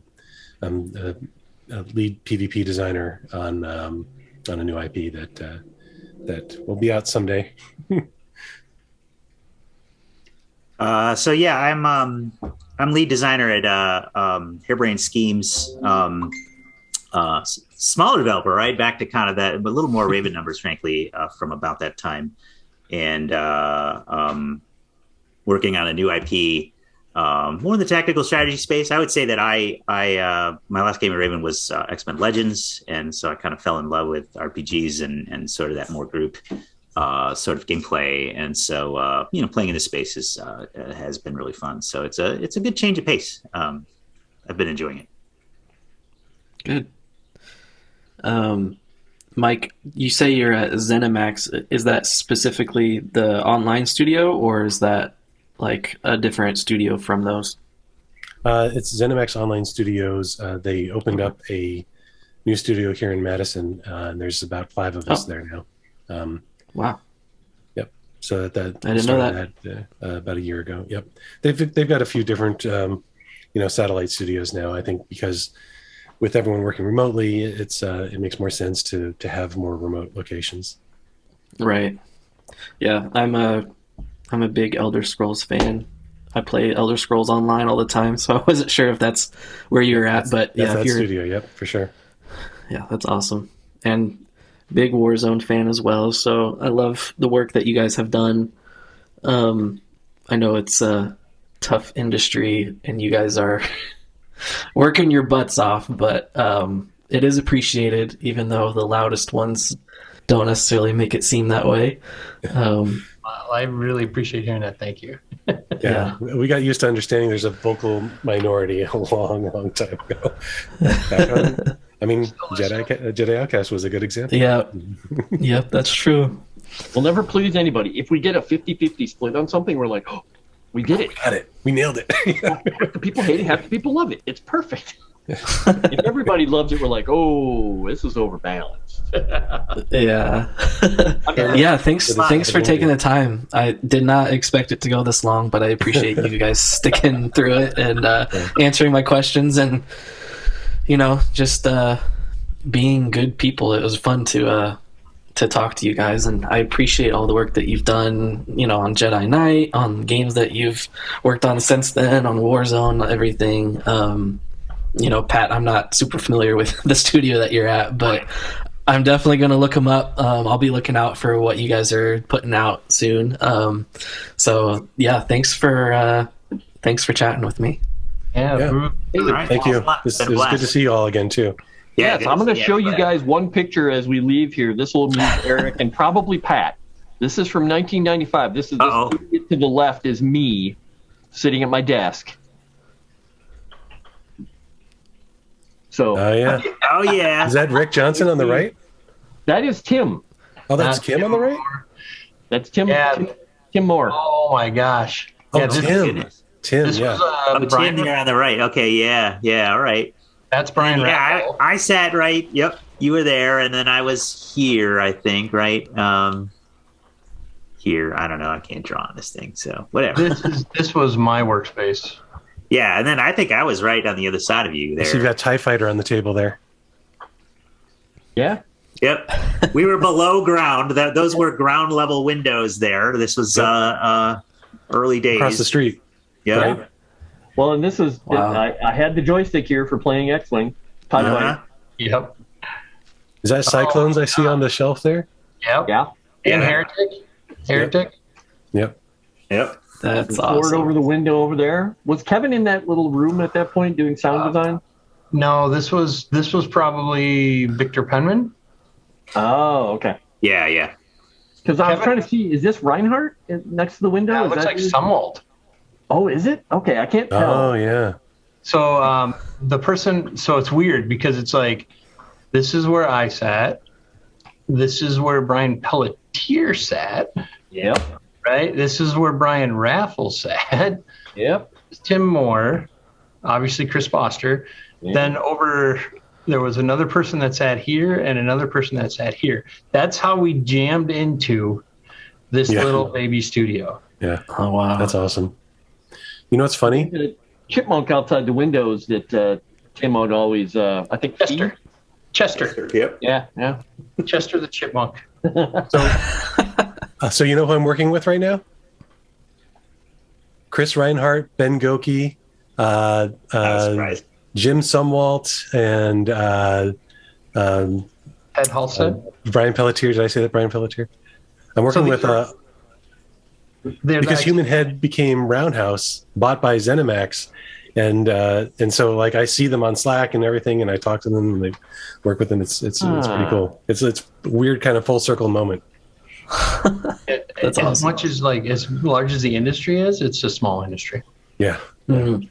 You know, like I run into people like, whoa, we worked together back on, Hexen. What?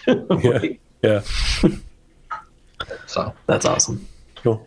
well, I appreciate you listening to us ramble today, and Yeah. hopefully, Yeah. Yeah, good luck trying to edit all this down.